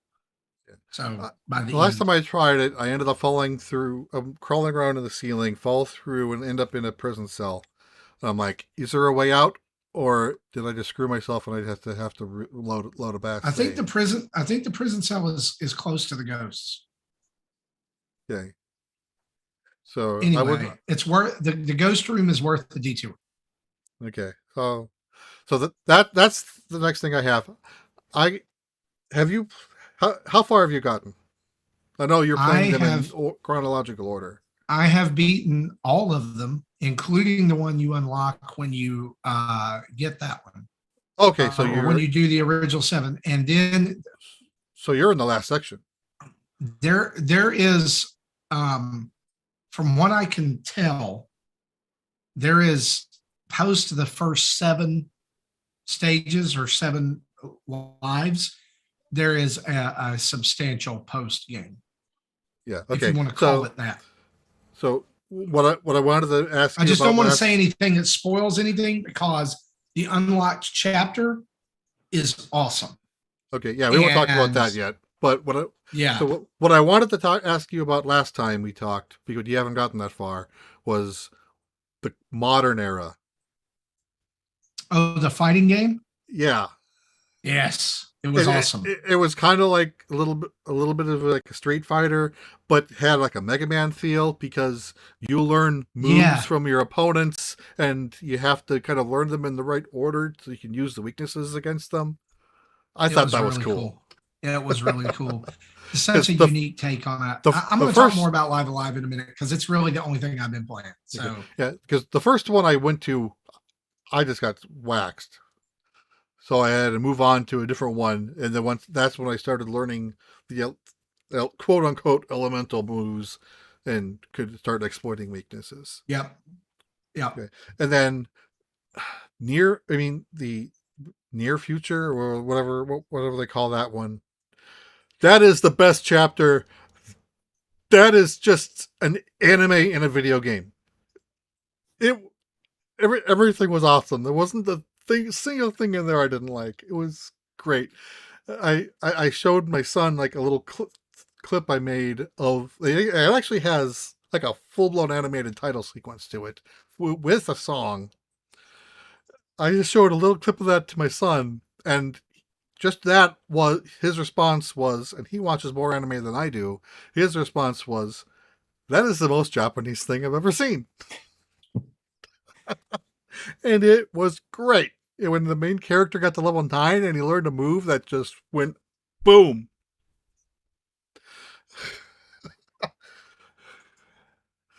Which era was it? It was the Near future. Not the far future, but the other future one that isn't so far. The near future. Near future. Is that what they call it? Yeah. Yep. I like what Mecha said as well. I'm like, oh, this battle system looks fun, and I'm dead. yeah. So you know what? I'm just gonna hop in here and talk about it because I played the demo and I loved it. And but I was frustrated by it because Edo, Japan, especially, is one of those that if you're not careful, then it's really frustrating, and you'll die a lot of times because your character starts out so underpowered. And the thing is that when I started the demo, I started with the Imperial China one, and your character in that is just being like he could do whatever, and like it felt so easy. Shofu's a level 10, but he doesn't gain any XP. Right. The students gain XP, but you rarely play as the students. Right. So I at least not until the end. I was like, I'm not gonna like this, and I've already I've said that I want it, like what am I gonna do? So the battle system is grid based. If you've not seen it, it's kind of like a 2.5D based grid, and the entire battle system of Live Alive falls and rises on knowing your enemy's weakness type.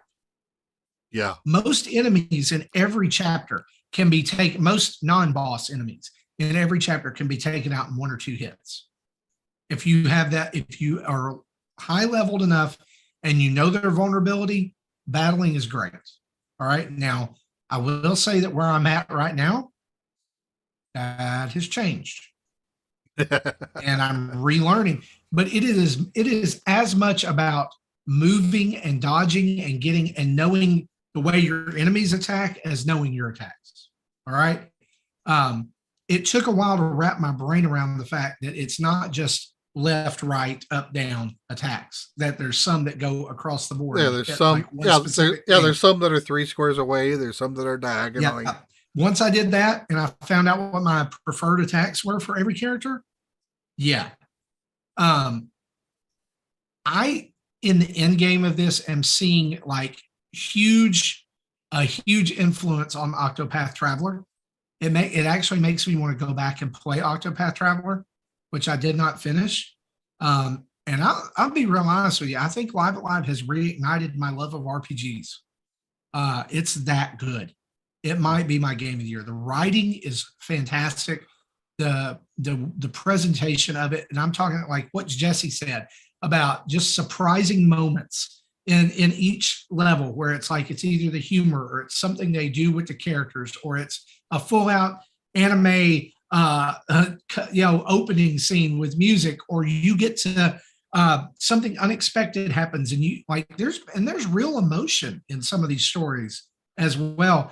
And if you like, and there's it seems so. There's some like completely like senseless death. There was a scene in the Wild West where a completely two unrelated characters just show up, and for the whole point of one of them to get killed, just for comedic effect. It's not pointless. It's not pointless. Oh, it'll come back to that. I'm just going to say that. No. Here's the deal. Well, at least from my point of view at this time, it seems pointless. Without spoiling Live, here's my one thing I can say. I don't think I spoil it, is that there are lots of different things that connect each story, and it's almost as if it's the same story. Okay, I guess I still haven't figured it out. That's what we wanted out of Octopath Traveler. And right. I still haven't figured. No, and I'm not talking about the same story like they're all coming together. I'm talking about the same story multiple times. It's like, does that make sense? Link fight Ganon, the next generation later. Link fight Ganon, but in a different way.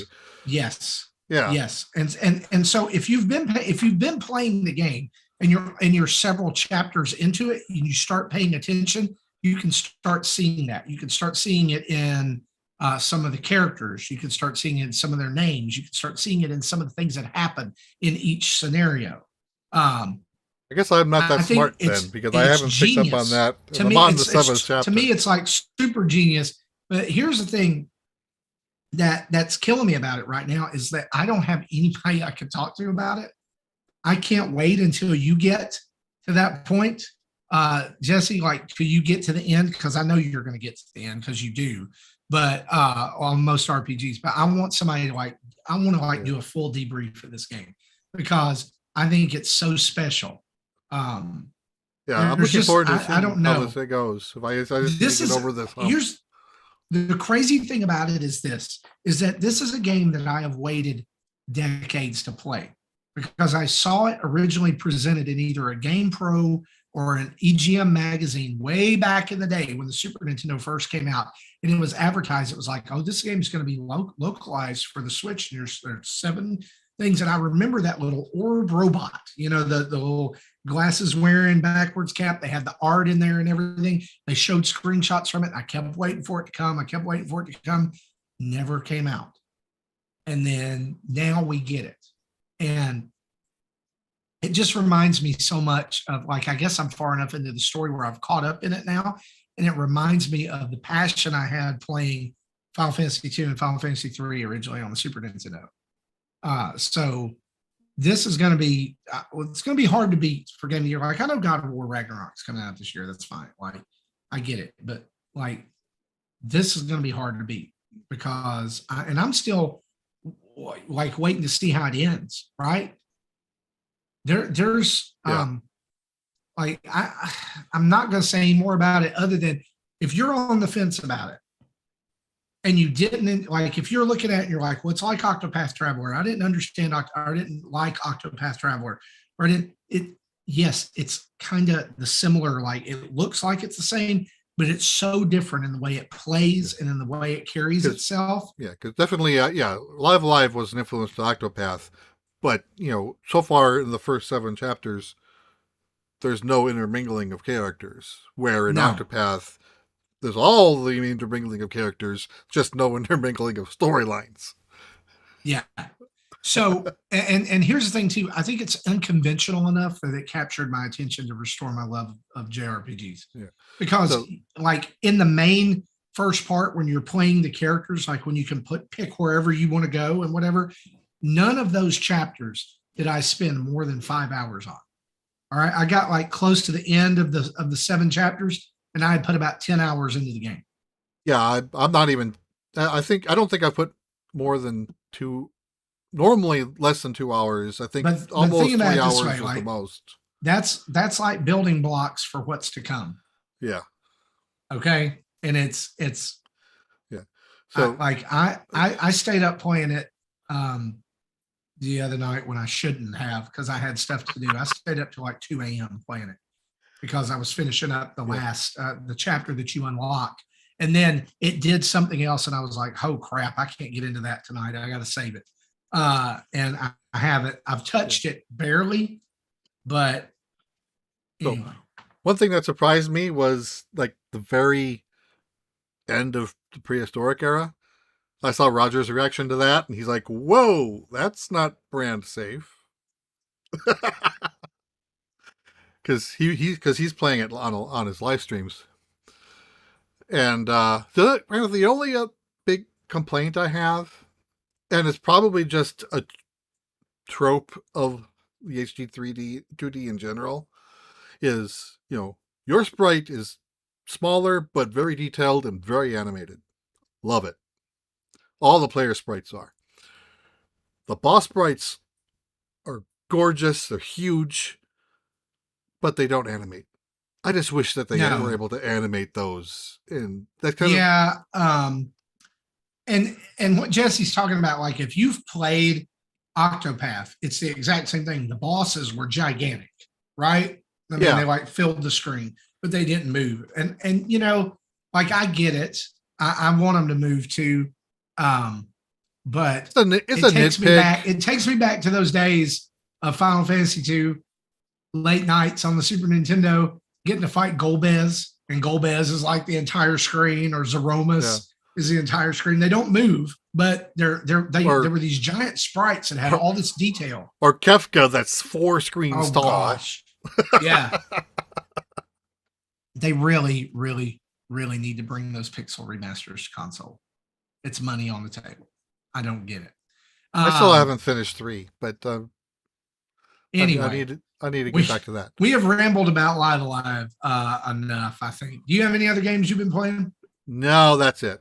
Oh, okay. See, games that I've bought and or pre-ordered that I'll probably talk about soon. RPG Time, Arcade Paradise, Lost in Play, and Blossom Tales 2. So they're all already on my system, ready to play. You know what? That reminds me, I've never finished the first Blossom Tales. I need to do that. I'm gonna stop right here and talk about 2 very little games for just a second, and then Tim, we're gonna throw it over to you and let you finish off what we've been playing. I just wanted to weigh in just a minute on the Mario Kart 8 DLC. I didn't get to talk about that when it launched. I love this pack. I love it. Mushroom Gorge, Waluigi Pinball, and the dark horse surprise of the entire pack. That brand new track, the Sky High Sunday, is awesome. It's so good. If that's the future of Mario Kart, let's go. Let's go. Bring it on. I love it. It's so good. It looks gorgeous. I mean, just those tracks absolutely shine. So much fun to play. It makes me really excited for the next 4 packs. Like I really can't wait to see all the stuff they're going to bring back. The Mario Circuit 3 was that music and like how flat it was, so good. The other game, and I joked about this on Twitter, but I'm actually kind of serious about it. I have 2 contenders for Game of the Year this year. Number 1 is Live Alive, obviously. The other is Power Wash Simulator that I'm playing on my. I told Xbox you. One. My God, that game is so good. That game is better than it deserves. Oh my gosh, it's so much fun to just sit and like just get absorbed into that. Right, I'm gonna be sad when it's over because I'm having so much fun just playing a game, y'all. Like, The Simpsons predicted this, that we were going to play video games that were actually jobs, and different things like that. But I'm loading up my Steam library and see how how long I've played this game for. Look, I don't like being outside. I don't like work outside, but I do love to watch people power wash.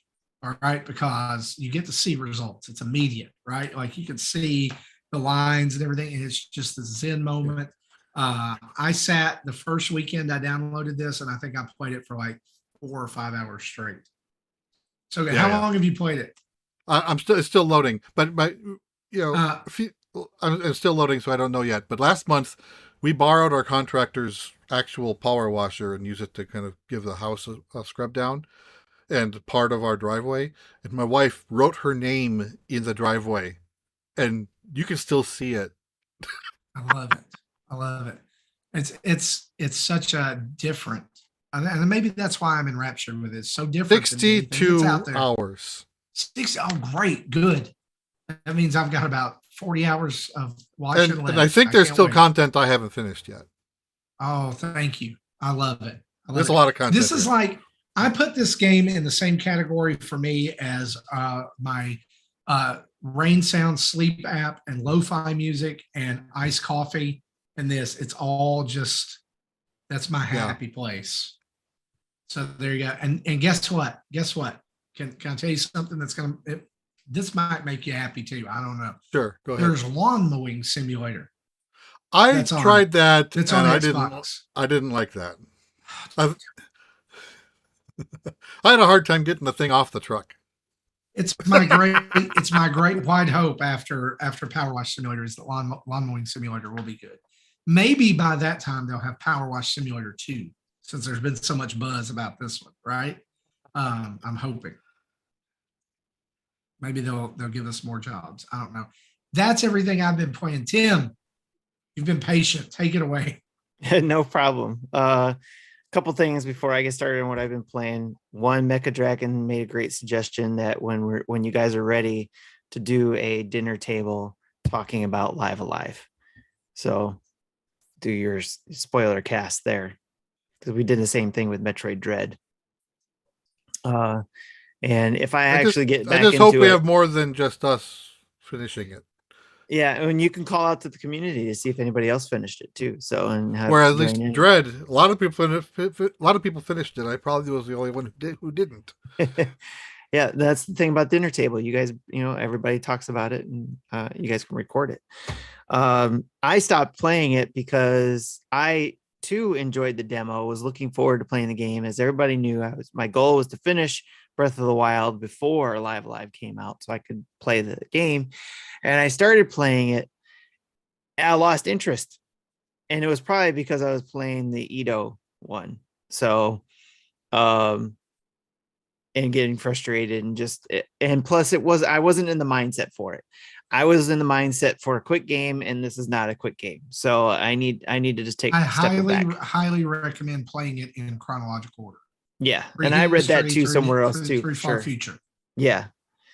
So I will come back to it. Right now, I've been just more of wanting to play quick movement, not necessarily a quick game, but games that I can progress through quickly, I guess, if you will. So speaking of which, what I've been playing more Questy Chess on the Playdate. OctoMaze Demo. It's a phone game. I've been playing that on my tablet. That game is about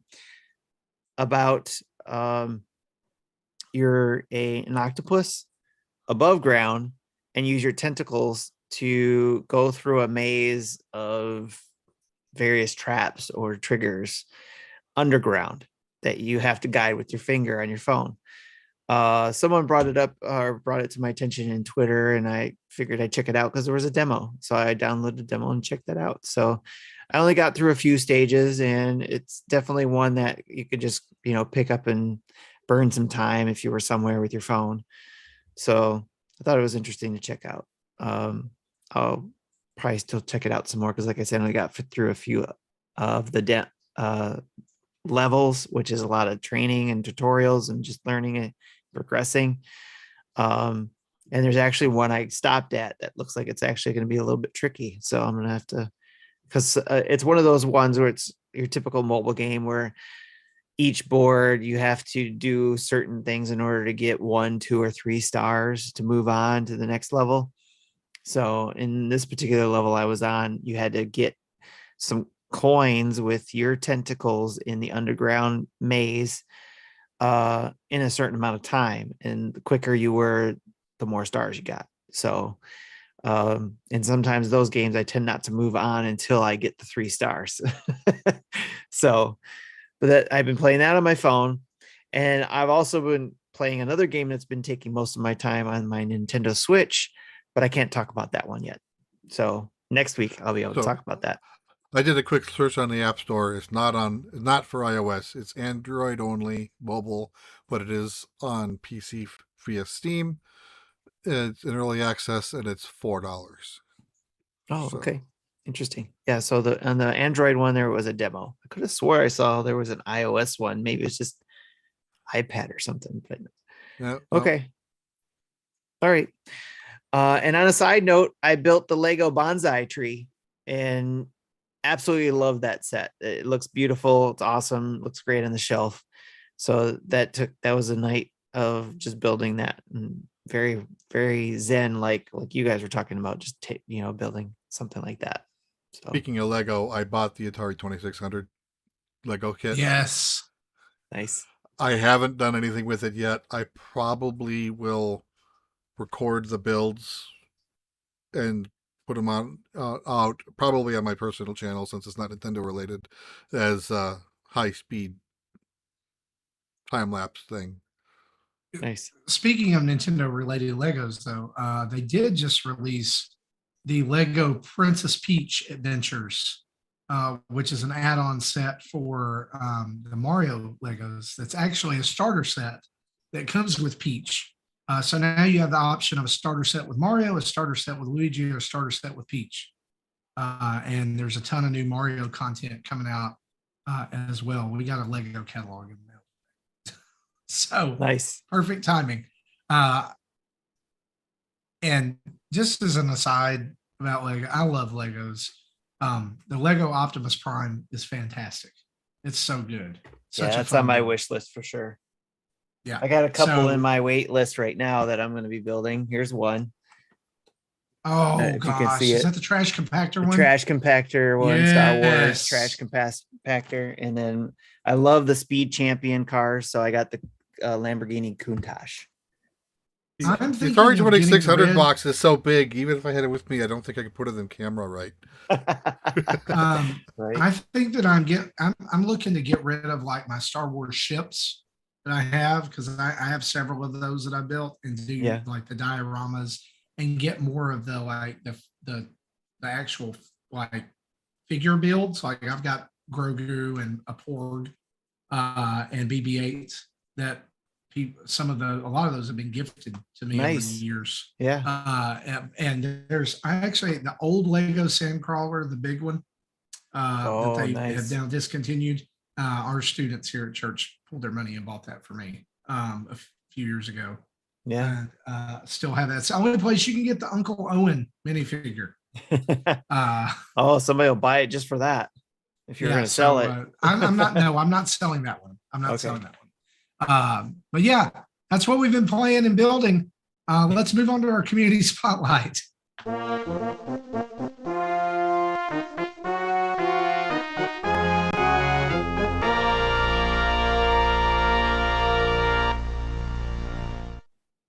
Take it away, Tim. All right. So to start off, we got our few contests we got going on in the community between the Dads After Dark show and the Game Pass news. We have monthly mayhem going on. The first trials is ending today, if it hasn't already ended. In fact, it ended at midnight, I believe. And then the next set of trials will be going on 8/12 through 8/18. So keep an eye on the monthly mayhem channel there in the Dads After Dark category in our Discord. If you'd like to be a part of that, and along with the Game Pass News Achievement Hunters, which they'll be dropping their latest Achievement Hunter task, I guess, if you will, next. And then, of course, the Dad's Bounty board is also going on, which is be the first to collect all Lego Star Wars Skywalker Saga Kyber bricks. And there are 1,166 of those. And you'll get an eShop card for that. So, but if you want to be a part of any of those things, come join our Discord. If you're out there and subscribe to us and just haven't come to be a part of that, those are some of the things you can do in our Discord, along with being a part of a great community of people who like to get together and talk about stuff, play games together, and just have a good time overall. Speaking of which, before we get into the community questions, I'll just go over while we're talking about it, the family podcasts, because I talked about Game Pass News and Dad's After Dark show. Game Pass News recently dropped episode 64, and they'll be dropping 65 this Saturday. But in episode 64, they talked about the potential, or what's rumored to be tested right now, the Xbox Game Pass family plan, which I'm excited about myself.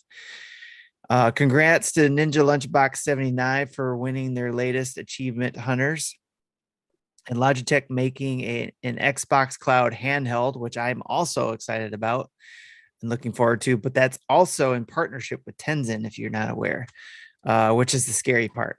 So keep an eye out on that and listen to the Game Pass News to learn more. My favorite company. Which they also went over Xbox financials. I don't want to miss that either. So keep listening to them for all the Xbox news. And also about all the Game Pass faves that they have this week. Dad's After Dark show dropped episode 105, where they talk about Xenoblade Chronicles 3, where John and Drew are both at in their first impressions in that episode. And I'm sure they'll talk about it more in their next episode. They also talk about it's time again for a game of joysticks or skin flicks with Bob Cousy. And then is the Disney magic ebbing. So lots of stuff there. And also remember too, I know our show is family friendly. Dad's After Dark show is not. So don't listen to that show with the kids around. Retro Logic, episode 85 drop, where Dan talks about returning to Pokemon. Sam talks about mechs, and John talks about his collection's spacing issues. Episode 11 on topic retro. In that one, Philip Paulson and Chris HL94 and Galaxy Wolf talk about Kirby 64, the Crystal Shards. And then season 2, episode 1 dropped for Retro Groove, where they talk about the Beastie Boys and their evolution. So lots of great topics, whether you're into retro, you're into dad stuff, that's usually After Dark talk, or Game Pass. Lots of great stuff to talk about, or even music like Retro Groove and stuff. All kinds of great stuff to listen to with our family podcast. So with all that out of the way, now we can get to our community questions, which we got a lot of this week. So especially because I'm sure Marty returned and there's a lot of questions there. So first question is Hoots from Hoots, one of our new Patreons, or one of our newest ones in our Discord, because I think he said he's been around for a while, but finally joined the Discord. My 2-year-old has had virtually no screen time per my wife and per book website recommendations. How and when did you guys introduce your kids to video games? And do you have any tips to keep them throwing fits when it's time to shut her down? That's an excellent question. Yes. For me, we introduced our son and daughter to video games as soon as they could hold a controller. And mainly it was because they wanted to hold a controller. And so back when controllers still had removable batteries, a la the, Xbox 360, and if I was playing a game, he would get a controller too and have no batteries. Yes. Right. But now that everything is rechargeable, that's a little bit harder, especially since they hit buttons and it connects. Or I guess you can let them run out of batteries. Or have a fake one laying around somewhere. we do have, and did for years have screen time rules, and those have changed over the years. One of the things, both of our kids have phones now. They have iPads. They have their own Switches. And just a general rule, for those is like those don't unlock, they lock at 9 o'clock every night, and except for some essential apps that they might need, like we don't lock their phone or their messaging because they might be at a friend's house or something and need to message us or call. On the other hand, we do that. I mean, of course, kids are going to find a way to do things that you don't want them to do with anything. But we do check their messages every now and then, just to go through and see, hey, who's been texting you? Who have you been texting? What have you been saying? Because we're parents and we pay for their phones. We can do that. But they shut down at 9 o'clock at night. They reopen at 8 in the morning. So that's kind of when our day gets going. It does let them, but they also have app limits. So like YouTube and any video app, which and by the way, we don't allow TikTok at all, which has kind of become a moot point for us because like now everything's TikTok. Instagram's TikTok, Facebook is TikTok, everything's TikTok. So you might as well do the other, I guess. But we've not allowed them to have that app. And the others we have like a 30-minute limit on. And from there, we might give them extra time during the day, but they have to approve that. Like they have to ask. And like on Apple, it's easy. It's like they click on the app and they're like, do you want to ask for more time? They do, and then we can either say yes or no. And then you can do it in increment, like you do 15 minutes, an hour, or all day. So it gives you some options, which is nice. And Apple gets to be the bad guy instead of you. As far as the shutter down thing, one of the things that we dealt with probably when my son was a little bit younger, and he kind of polices it himself now, is that when he gets frustrated, like when you stop having fun with a game and you're like throwing a fit or getting mad because you can't do this, and like you're punching couch cushions or you're groaning, it's time to turn that off. It's time to turn it off, go do something else, right? And then other things like typically, and he's kind of like trained on this now, and he's our video game player, my daughter's not, is that like there's not really any hardcore video gaming or anything until after schoolwork is done. Right? I tried enforcing that with my kids, and it wasn't. Well, it was hard. That was the hard part because the youngest two just didn't want to do homework. Well, it helps that we homeschool, and it helps that it's all kind of rolled into one. That does help. And so, like, we get done about 2 o'clock, or they get done about 2 o'clock every day. And so after that, it's like, okay, you can have some video game time. And I think it's just about boundaries. You've got to know your child. You've got to know your boundaries as well, right? And I think that anything that causes a negative reaction or causes them to get frustrated or anything, that's when you shut it down. And that's when you just have to deal with that, like as a parent, like however you choose to discipline, however you choose to do that, like it can't become a frustration. It can't become a barrier to you and others that are, an annoyance around there. You guys got anything to add to that?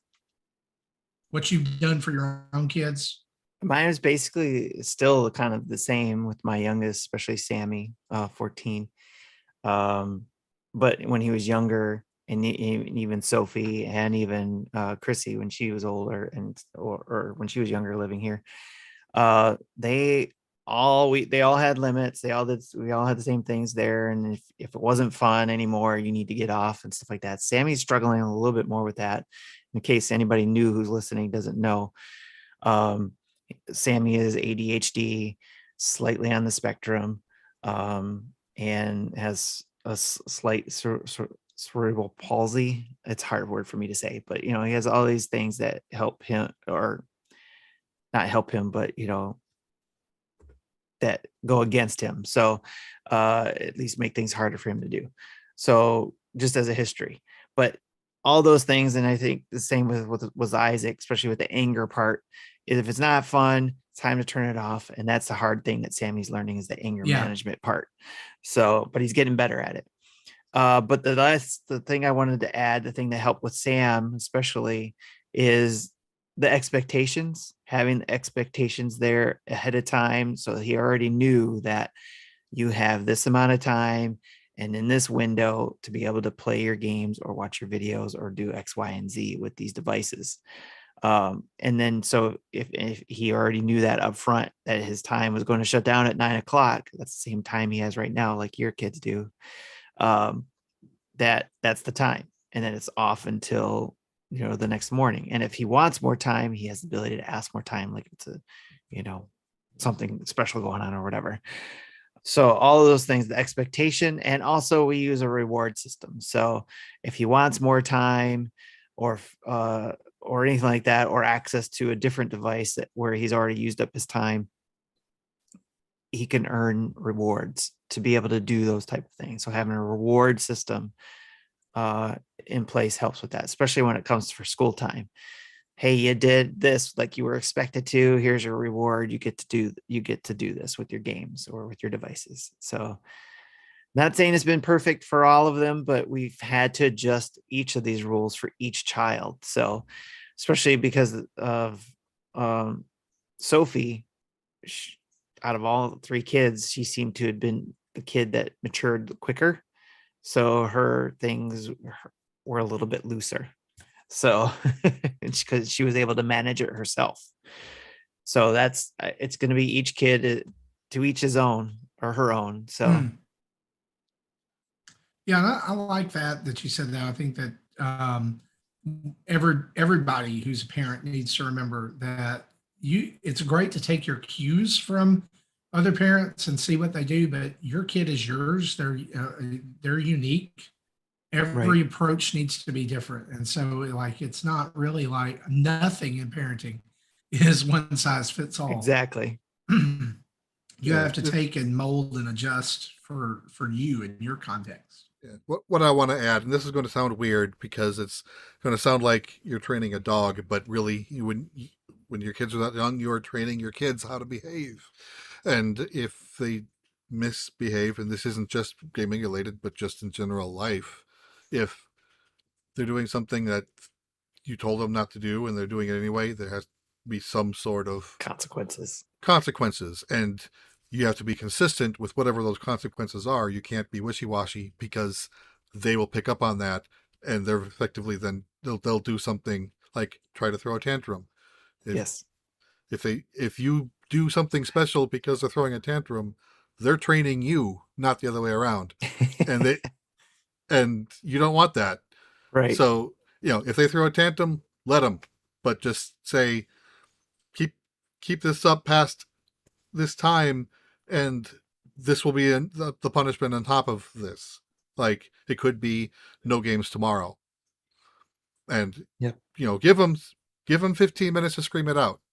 But say, if you keep doing this after 15 minutes, things like that, so that's kind of that's worked with our kids if they tantrum it out, let them, don't do anything special. Just basically, you need to teach them throwing a fit isn't going to do anything. They will eventually stop throwing a fit when they learn it's not going to do anything. Yes. Yep. We've had to do that too. Again, it was each kid was different, and each one, had their own way of doing a tantrum. Sammy's was the loudest, but we did the same thing. So, but shout out real quick to Nintendo Pals for rating us. Hi Nintendo Pals, thanks for joining us. And those who are new here, we're the Nintendo Dads. We're not as sophisticated as the Nintendo Pals. As you can hear, I can't even say sophisticated.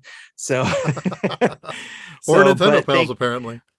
Thank you for joining us. Yeah, for Nintendo Pals. What did I say? I did not say Nintendo Pals. No, you did. I just But thanks for joining us, and we're just a bunch of dads who. But I got you thinking about it.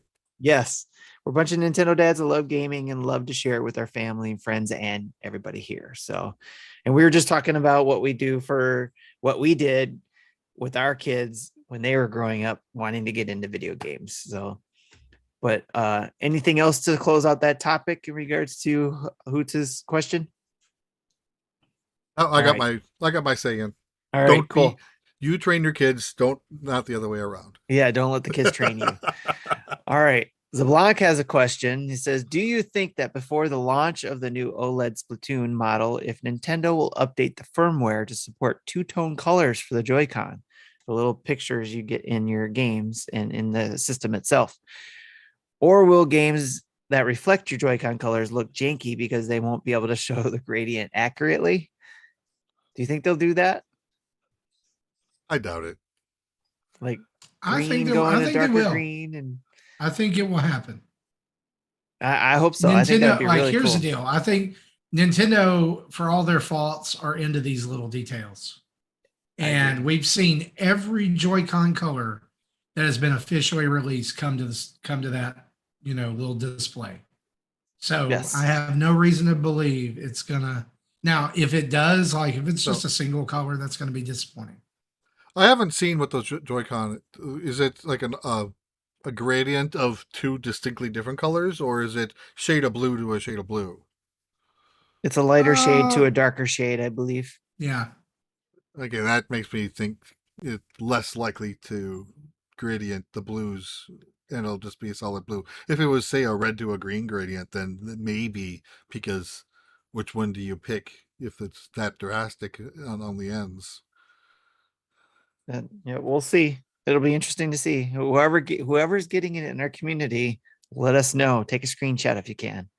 We'd like to know. All right. Chris HL94 said, could you guys speak to this on tonight's podcast? The 25th anniversary of the N64 classic GoldenEye is coming on August 25th, 2022. And there are rumors a new announcement is coming in regards to a remake. I guess I want to know if you guys have heard anything to corroborate this rumor, or if you guys are excited at all. I'm not expecting anything because I'm thinking the licensing is too complicated, but I'd love to have the original on NSO and a remake on the Switch. Even though I suck at first-person shooters, I'm a huge fan of this game.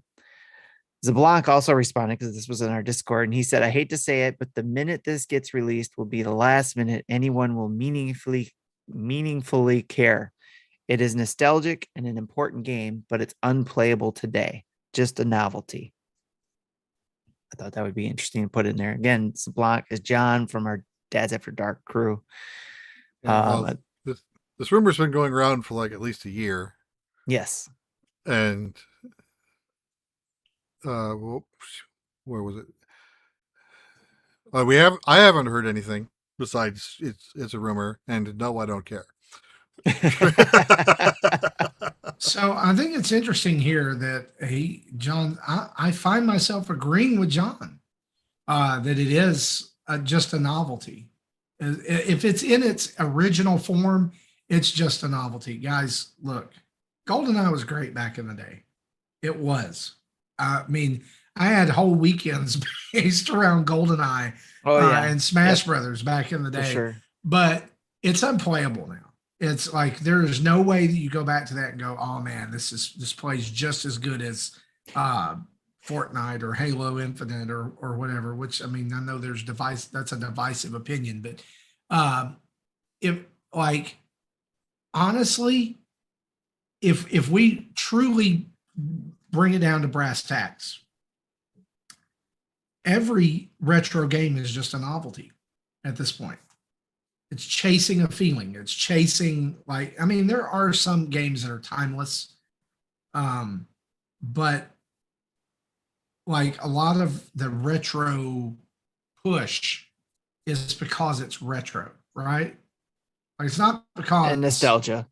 It's well, that's what I mean. It's nostalgia. It's like I want to have that feeling again that I had when I first played Castlevania 4. Or I want to have that feeling when I booted up Mario 64 for the first time. It doesn't matter that the games maybe aren't as good as we really think they are. But to us, there's a feeling, there's an emotional attachment.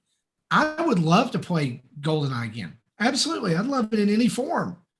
But if you're going to do it and make it matter, it's got to be a remake. It's got to be a remake. Yes.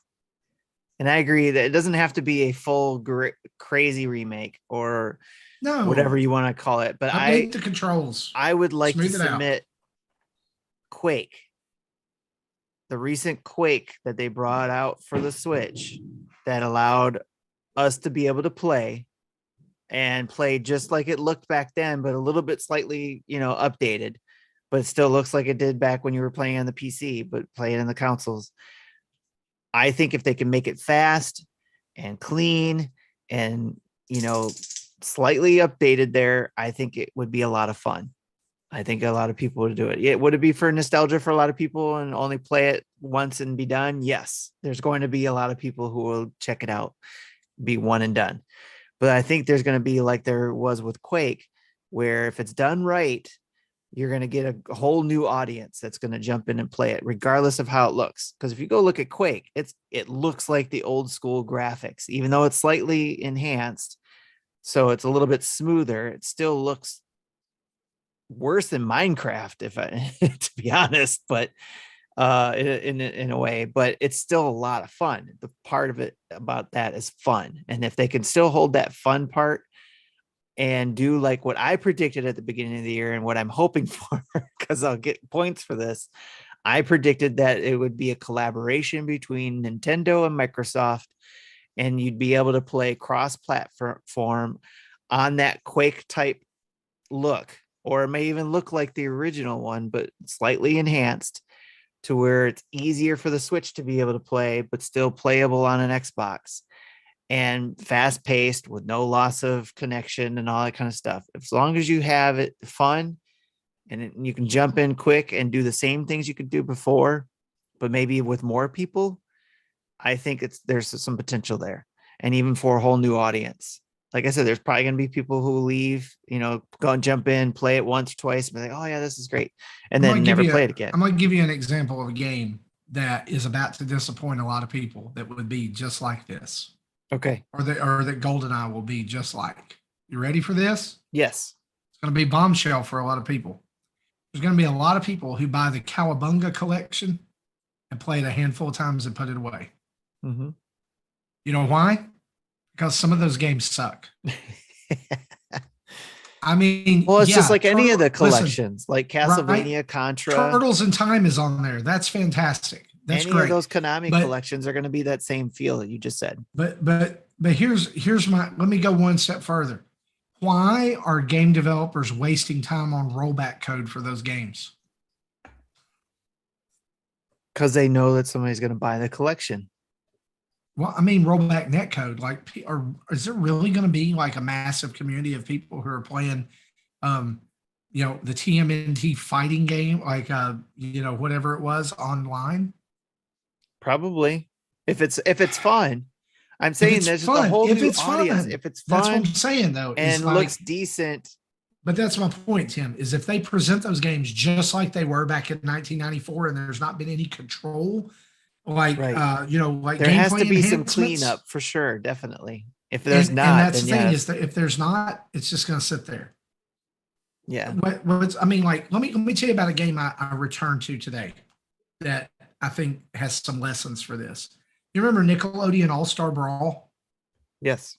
Came out last year, right? Never heard of it. It's and kind of like Smash, they did a recent update right? to it too, didn't they? And there's been some updates, and now that game is amazing.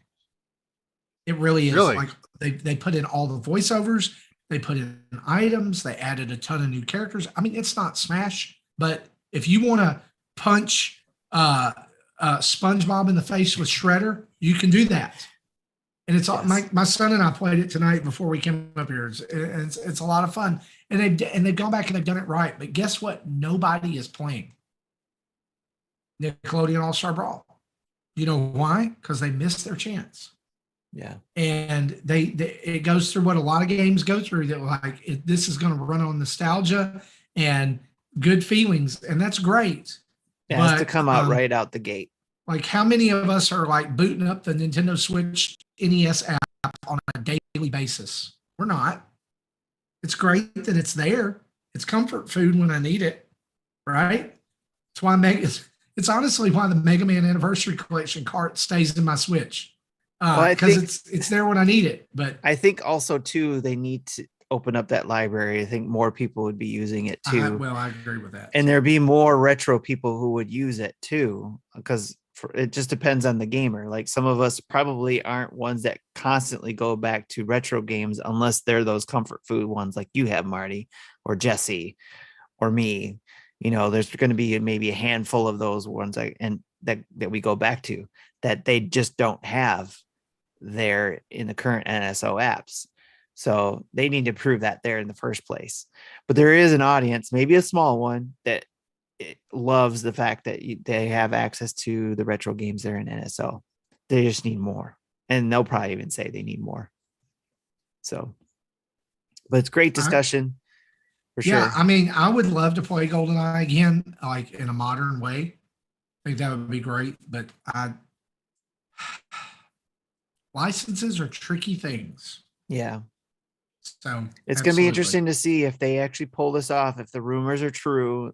Like Jesse was saying, we've been talking about this for over a year. In fact, again, this is one of my predictions that Nintendo and Microsoft will be talking about GoldenEye this year. People were expecting to hear an announcement during the Naughty 3 presentations that never happened.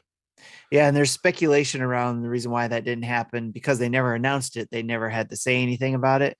But the speculation is that the whole war thing, just like with Advance Wars, is holding back the GoldenEye thing.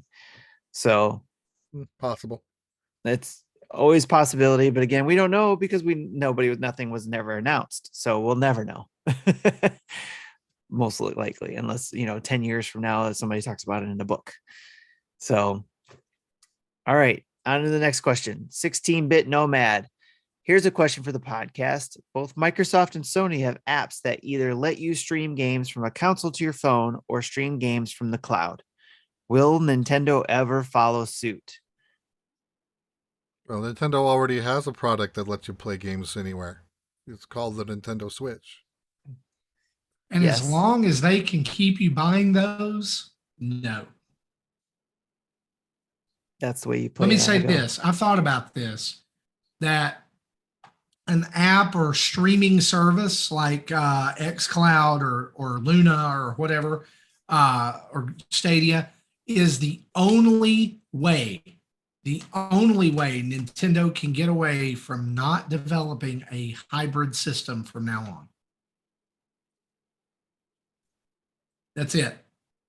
Or even I've mentioned this before too, that if you can also look at the backbone or things like it, to where especially because I like looking at the backbone because of their software they have on there. But if you think about it, Nintendo's potential next system, not saying this is what it's going to be, I'm just saying as a guess, as a prediction, Nintendo one day could say, let's just let people use their phones and attach our own Nintendo branded controller to that phone.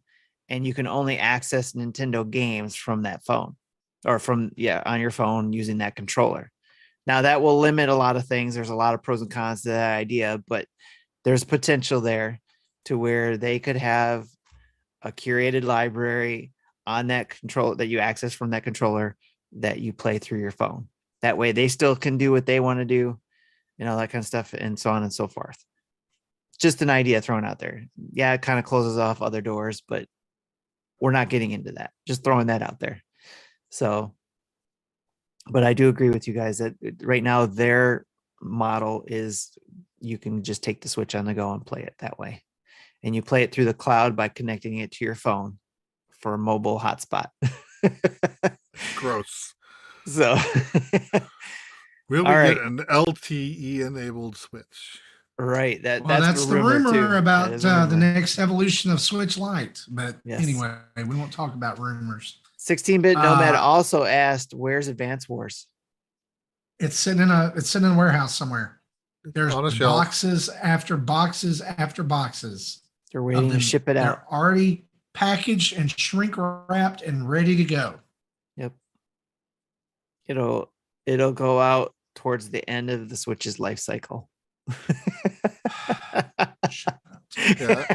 I don't remember. Put that evil on me, Ricky Bobby.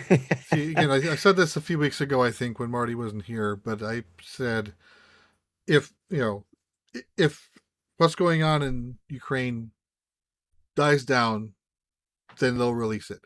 If it's still going on for a year since past when it started, I think they'll start thinking about releasing it even then,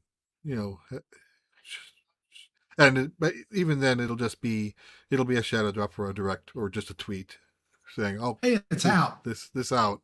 Good luck." Yeah. Or it's coming out next week. Right. Yeah. They'll fit it in somewhere.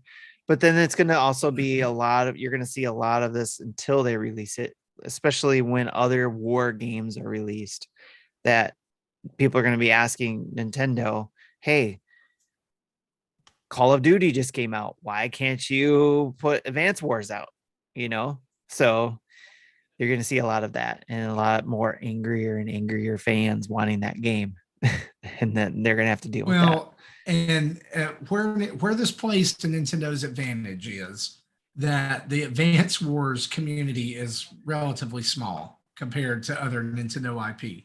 Right. So, I mean, there will be some angry tweets, but you're going to see that on every Nintendo tweet. There's going to be somebody asking that question. Where's Advance Wars? Do you know what Ken Chris said about that? They said that when they saw that when they worked at Nintendo, and it was like take for instance every Smash announcement or anything that was tweeted about.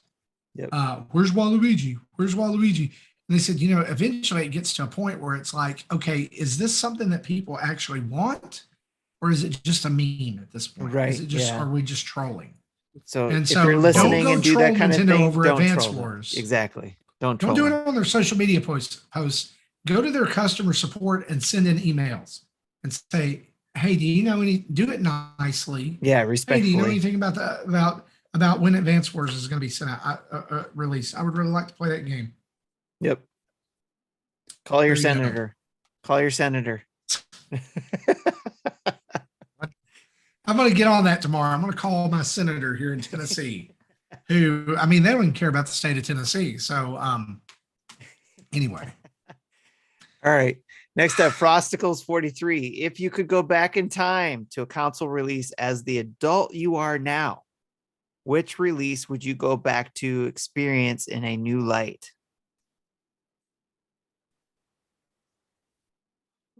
Oh.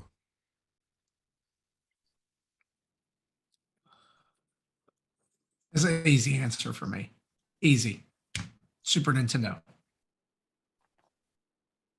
Super Nintendo. That's it. That's it. That's the tweet. Full stop. There you go. To experience that library as an adult. Mm-hmm. Oh my gosh. Okay. I always, my mom, when growing up, was not very tech savvy, but somehow she kept informed on certain things. Like I said, hey, my friends have a Commodore 64 and it's fun. Can we have one? And she said no, because she saw the writing on the wall that line of computers was going to go away soon.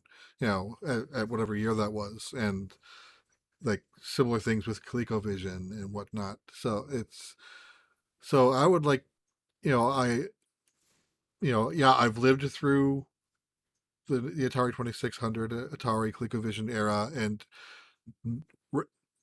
remember things based on my 8 to 10-year-old self. But I would have been more interested in knowing, my 48-year-old ass over there, just to be able to understand more of the business side of what's going on from the early 80s crash.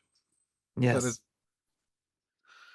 That's interesting. So you would want to experience the crash or just the systems before the crash? Well, more of the business decisions that led to it. Okay.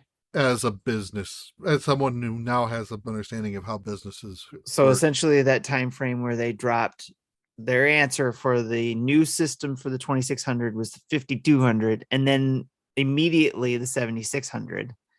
So they had the 5200 and then this. Well, the thing is, 7600 was supposed to come out 2 years earlier, but it got delayed for one reason or another. Right. So like the 5200 shouldn't have even existed. I don't know why that was a middle ground. It's very strange. very strange. And that's the system I ended up with was 5200. And then, but anyways, I like that thought. So I was just sitting here trying to think of what I would want to experience as well. And one thought was also the Super Nintendo. Because that one I think would be cool. And I would add a caveat to that. And that is to be able to go to experience it with myself at the time when I was a kid. So me as an adult with the kid, and we both understand we were the same person, just at different timelines, but be able to experience it at the same time. So I could see it, even though I lived it. Create incursions. I'm just creating outside. I think that would be cool, but I changed my mind because I've always been a portable person. And one system I was not able to experience, only through my cousin's eyes, I was able to experience, was the Virtual Boy. I would love to be able to go back and experience that one. As crazy as it sounds and as limited time window that is, I would like to be able to experience that as an adult. Because I only got to see it briefly through my cousins during a holiday party. I got, they brought it over. They got it for Christmas. I got to see it and play it, try it out then, but that was it. So I would like to be able to experience that now as a 47-year-old. I was going to say that as we wrap this up and move it on into another question, that it's kind of a moot point for Jesse because he was an adult for most of the console releases that most people listening to the show would know. I was 17 when the Super Nintendo was released. Like I was about to enter my senior year in high school. Yep. I was 15 when it came out. So, but still, I think it would have been fun to do that. And I was older too, an older teen when the Virtual Boy came out, but still, I would love to be able to go back and. Which is why I went back pre-NES with my answer. Yeah, I kind of want to do that too. Can I do all of those things? Time traveling. Can I just go back and live in the 80s as an adult? Like, can I just go back like now and yeah, like I just want to go like I just want to go back, stay there, but like just for like just a visit, a month or so. Like just to visit, take a vacation in the 80s. I want to go back to the 80s, do my grocery shopping there, and then bring it back with me. There you go. I wonder if that's possible. I don't know what's going on with egg prices, but like a case of 5 dozen eggs used to cost $9-10. It's like $18 now. Yeah, we've got some good friends whose the wife owns a bakery here in town, like a local bakery, and its egg prices are killing her. They go through 5 or 6 of those a week. Of course, yeah. Next, excellent question, Frosticles. This or as usual. Go back to the 80s, buy Apple stock, and then come back. There you go. Uncle, they bought me. Lieutenant Dan bought me stock in a fruit company. Yes. Not much about that. All right. Esco Richard. Speaking of Esco Richard, we talked about him earlier. He was on the special dinner table that we did with Splatoon 3. He has an evil question, and he says, pick one scenario that will only be your main way of gaming, and you have to record 20 hours of gaming each week for 1 calendar year. So you guys follow? Pick one of these scenarios that will only be your main way of gaming, and you have to record 20 hours of gaming each week for 1 calendar year of that main way you game. A Virtual Boy with 10 games of your choosing, or a Nintendo Wii with 10 random shovelware games that are not from Nintendo or any major developer or publisher. And you can only use the Wiimote and nunchuck. So those are your 2 choices. So, in other words, the Virtual Boy with 80% of its library. Yes.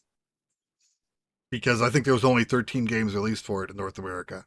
And you have to record 20 hours of gaming each week with that chosen device for 1 calendar year. That would be hard to play the same games over and over again. But I'd probably still choose the Virtual Boy. This is a dumb question. At least it didn't involve a wizard. It's an It's a evil great question. question. No, it's a great question. Evil. It's an evil question. It's extremely evil. I couldn't do the Virtual Boy. I've had a Virtual Boy. I own one. I don't know where it's at right now. But it made me sick. It was, I mean, physically made me sick to my stomach playing it for a while. So, Oh, I believe you. and that's not to mention that, like, I got nauseous playing pain. Metroid Prime. So Yeah. So I'm gonna have to go with the Wii. So Marty, you're picking the Wii with the 10 random shovelware games that's not from Nintendo or any other major developer or publisher. Yeah. So Carnival Games. I would like to know if Esco Richard can come up with those 10 shovelware games from that are not from those places, because it'd be interesting to see what games those are. Maybe make it an extra life challenge if we can. Oh boy. So, but I think for me, I'm gonna say Virtual Boy. I'm gonna do Virtual Boy as well. You guys, look, you guys are going to be in the hospital before the end of the week. It's for the end of the year. I said the end of the week. You're going to be in the hospital. Just one week of it. You're going to be barfing uncontrollably. Barfing and seeing red. I mean, if that's the only video game system that you can play, you're going to have to go see a migraine specialist. We're going to have eye problems after that year. So Mecha keeps saying there's no way to record the Virtual Boy. We know that, but this is not reality we're talking about. So in this reality, you can record for 20 hours each week for one calendar year Virtual Boy. We can still have a camera stuck to us with people are watching us play a Virtual Boy game. They just can't see what's going on in the game. There you go. See? There you go. And all right. They do have mods that can, output a signal to other devices that can be captured. There we go. All right. Let's move away from the evil question. Well, before we do, I did see a video a while back where they basically took apart a Virtual Boy and built it into like a handheld system that had a standard screen. That's right. I did see that. Yeah. And that was a cool video. That's one way to do it. All right, Solo Something. We are getting the Smash reveal treatment of new tracks in MK8. Do you think after a certain point we will get new karts or character unlocks to add even more freshness to the game? No. Not during this pack. Like not during this. Yeah, they made no hints at this. Should they? Yeah. Will they? I doubt it. Yeah, I agree. I don't think that we're going to get that. The only thing I could see happening is maybe a something Nintendo does nice for its fans or something at the end after they've released all the tracks. They may do like as a bonus, for everybody buying the tracks or whatever. Here's an extra character or two. They'll give you PD Piranha as a free Smash fighter. Yeah, see. I think that at this point, any new characters or karts are going to be in Mario Kart 9. Yeah. I think this DLC is the stopgap way to keep people buying Mario Kart 8 until 9 comes out. I think it's also a way their developers can practice and get good at making those tracks. Because they can they can slip a new one in every thing and go, oh yeah, they see the feedback. Oh yeah, they really liked that thing, or they really liked the, so we could put that in the next, yeah. And they also get the data feedback too. So. I mean, I would love more characters, honestly, seriously, but I don't think it's happening. Right. Agreed. You go for Kart. Ebicel, Sony has blocked things before, and this is in regards to the news article about Microsoft complaining that Sony is blocking cross-platform revenue share, forced publishers to pay Sony a royalty whenever PlayStation players contributed more than a certain percentage to the bottom line of a cross-platform game to offset the reduction in revenue from Sony enabling crossplay. Epic Games CEO Tim Sweeney had testified last year that Sony was the only platform holder that required this compensation for crossplay. How do we feel about that? Before we answer, Nintendo from Game Pass News said, we just talked about this on Game Pass News. What's the real difference between paying to block rights and paying for exclusivity, other than the slanted language of the course? I can't find one. It's also a similar story from Sony, where apparently they're paying developers for kind of exclusivity rights, basically, but not necessarily to prevent it from being released on Xbox, but just prevented them from being it on Game Pass. So yeah, there's a lot of complaining from Microsoft about what Sony's doing. So that's kind of like a double whammy against Sony on that. That's anti-consumer and anti-business, actually. Yeah. There's gonna eventually, it depends too on what, say, government gets involved in the United States side of things. I think this article was in regards to something in Brazil.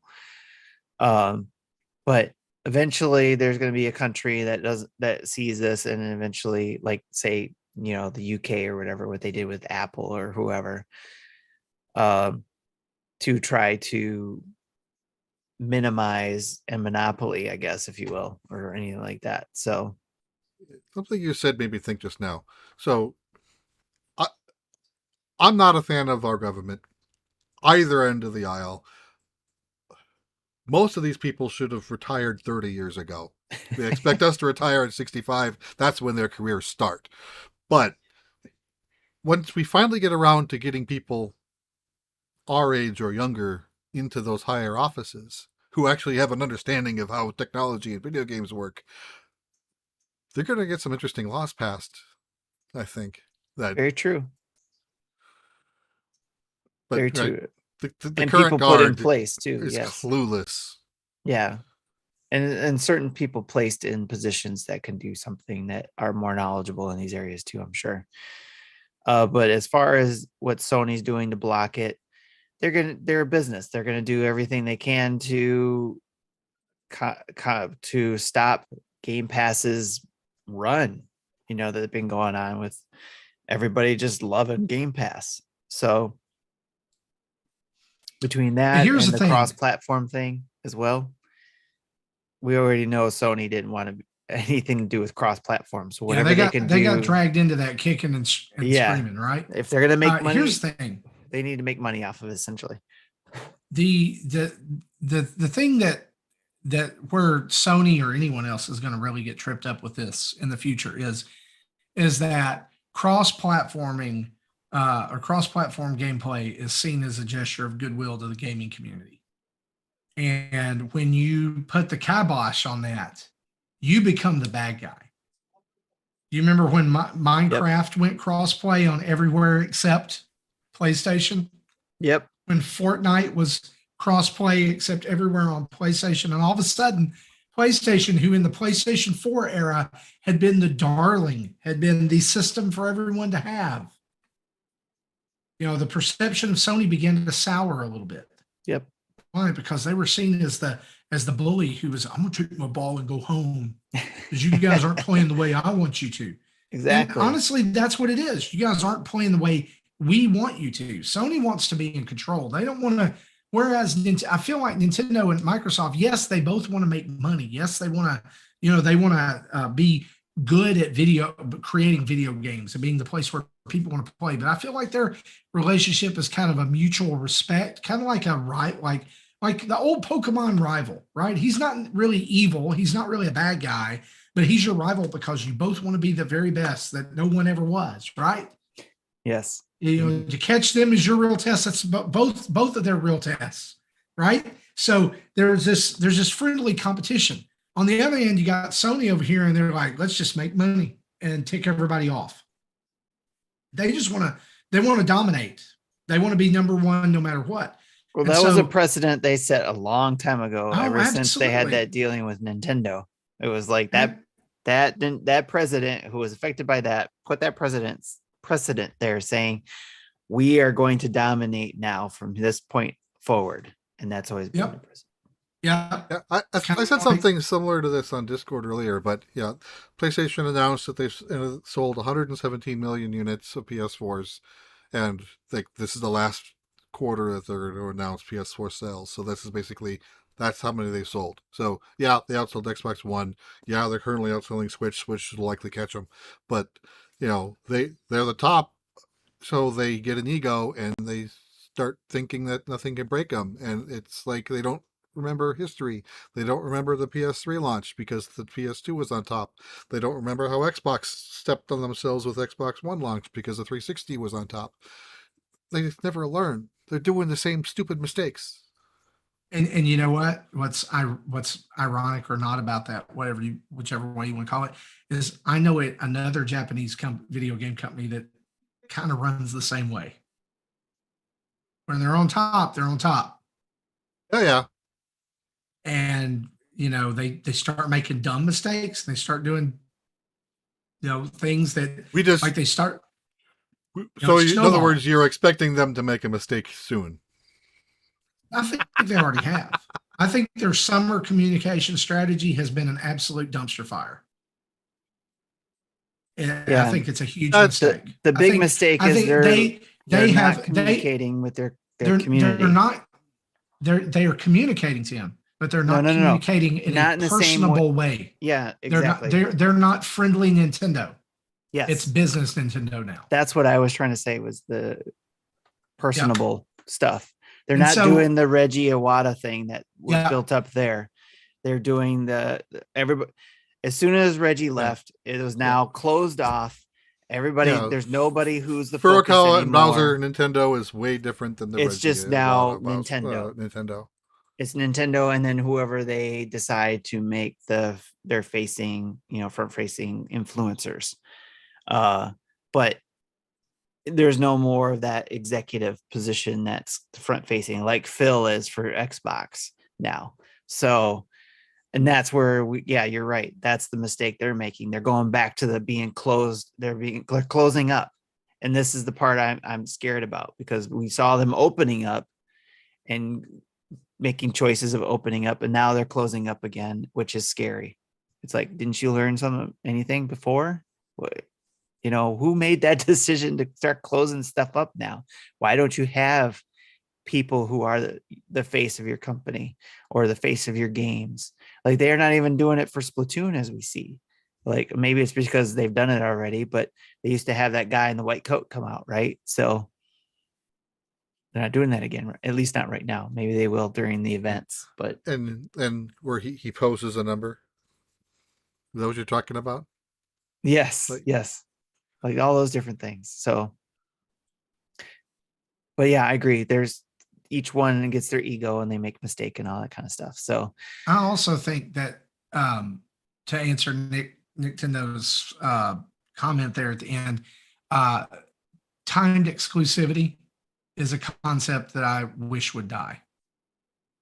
Either make it console exclusive or nothing at all, or go multi-platform.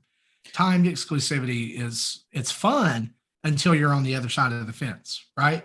Waiting or something like that. Yeah. Right. Sure. And the thing is that especially living in an economy where there are people who are dealing with very real possibility, like very real, the very real effects of inflation.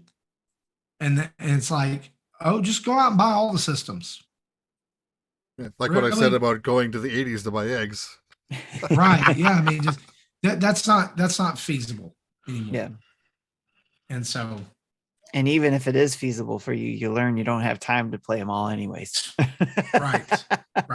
Anyways, here's where I would play all my video games if I had the time. Right. Exactly. Question from Twitter that we got. Here's a couple of interesting ones. Who happen to be from our friends over at MegaDads. Adam and Will gave us a couple questions. Now, they gave us actually several questions, but a few of them we didn't want to post here tonight. So if you want to read them, go look to our Twitter account. Yeah, we cherry picked the questions. Yeah, go to our Twitter account. Go look at the post that we posted about asking for questions there on Twitter and look at their questions. But the two we picked is one from Adam. If you were all on a bus and the bus ran off the road and got trapped in a big cannon in the desert, and you were surrounded by scorpions and coyotes, and Jesse had a gaping forehead wound that wouldn't stop bleeding, and you only had enough food for 3 of you, what's your favorite color? Gray. Apparently, it doesn't matter to me because I'm dying. Jesse's favorite color is red right now. So, Well, Or is not, that's not The his favorite color. least favorite color. or least favorite. My favorite color is black.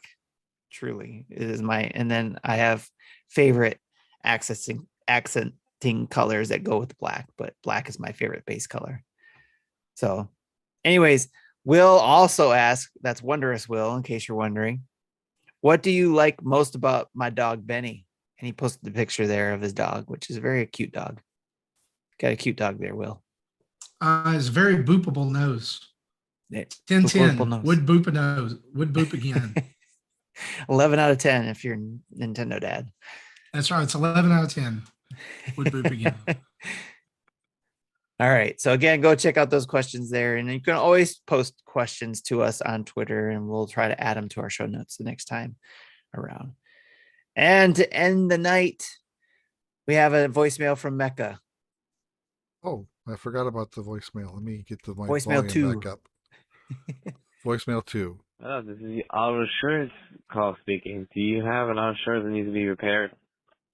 Okay, that's not how most auto messages go. Hi, this is Mecha Dragon 101. Since Tim asked me for a voice message, I'll send my next one like this.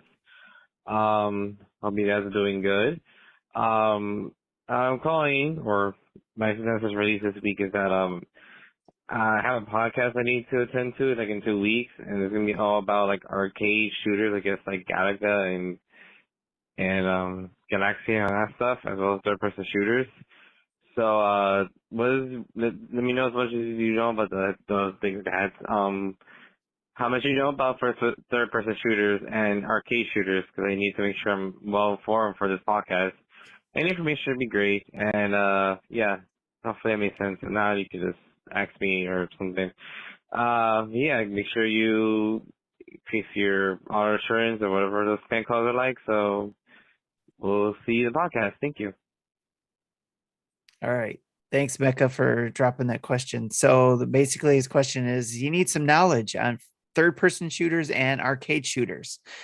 And I was actually going to say that, we'll say our bits here, but I wanted to post that question out to the community and hit up Mecha Dragon either on his Twitter or in our Discord community on letting him know some resources or things that you've learned about third-person shooters and arcade shooters. Marty, you got anything? Yep. Go play Contra. There you go. Contra. Now, specifically, the very first Contra and Contra 3. If you can play those, you will have a good understanding of arcade shooters. You just need lots of continues or quarters and some patience. Excellent. And maybe a Konami code or two. Yep. Jesse, you got anything? Yeah. Well, kind of what aspect of the shooter genre are you looking for? Kind of that's a really wide open question. But yeah, I remember as a kid, I thought I liked like those like single screen shooter games, like say the original Space Invaders, like Galaxian, like Galaga. But as I try to play them as I'm older, I realized I suck at these games. I thought I had fun, but I wasn't very good. Like even today, I've been playing Galaga for almost 40 years, and I don't think I've ever gotten past say stage 7, 8 at the most. And there are people who can go to kill screen, 255 probably. To roll over the way that 8-bit numbers work. So it's yeah. So maybe on the Discord, clarify a little bit more about what you're asking about, and then we can kind of be more detailed, and other people in the community can hop in as well. Yeah, we actually have a thread started over there too. So off the junk drawer channel, I believe, is where it's at. So we have a thread started. Everyone's favorite channel. Yes. Sounds like we care about it so much, junk drawer. It's where everything goes. Where if there's not a channel for it, it goes to the junk drawer channel.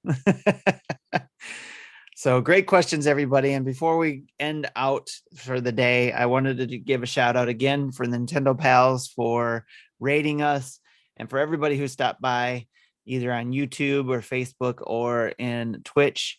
Lots of stuff from Crimson Kid Mark, Fontes, Nathan over on Facebook, Mecha Dragon, of course. Miz was stopped by, Butternog stopped by, Ebicel, LPD stopped by, Ninfrendo. So thank you all for stopping by. And of course, again, Nintendo Pals, everybody who was there, who came in and stopped by. Mecha Mighty Man. So Micah, that'd be Micah. So, and then of course, Andros. Thank you all for stopping by. That's it from us. Marty, back to you. Well, we're going to end out the show. We want to say thanks to everybody for listening to episode 387 of the Nintendo Dads podcast.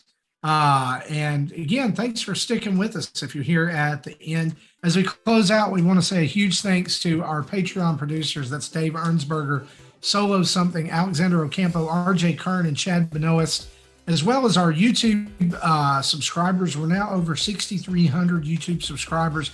And there's just about 1,400 of you, or just a little under, that follow us on Twitch. And there's 18 of you who get access to our Discord through throwing us a Twitch Prime subscription. So if you've got an Amazon account, you have a Twitch Prime subscription. If you've got Amazon Prime, so go over and dedicate that to us. You have to resub every month, but you also get access to our Discord community there. Reminder that you can get 20% off at Manscaped and 15% off at Gooder. By going and using the code NINDADS. That's NINDADS. NINDADS will get you some cash over at manscaped.com or gooder.com. Go get you some brand new sunglasses or some ball cream or anything like that that'll just make your day. And be sure to check out our own website, nintendodads.org, for all of our YouTube videos, tweets, podcast episodes, links to social media and Patreon page, and much, much more. We want to say a big thanks to OC Remix for the music used throughout the show. And a reminder, if you're like Mecha, you can call in and leave a voicemail at 929-25-NDADS. That's 929-256-3237. Wherever you download this podcast, whether your app of choice, be sure to go leave us a 5-star written review, leave some words, let people know how much you love the show. It helps people find us. It pushes us up the charts, and that's where we want to go. Just like Bowser. Why did I say Bowser? Blaster. Well, just like Blaster that Tim's over there playing with. We want to raise the roof, raise the charts. There you go. I'm going to get out of here before I confuse anything else. This has been episode 387 for me, for Tim, for Jesse. Thanks for listening. We'll see you next week. Bye-bye. Check you later.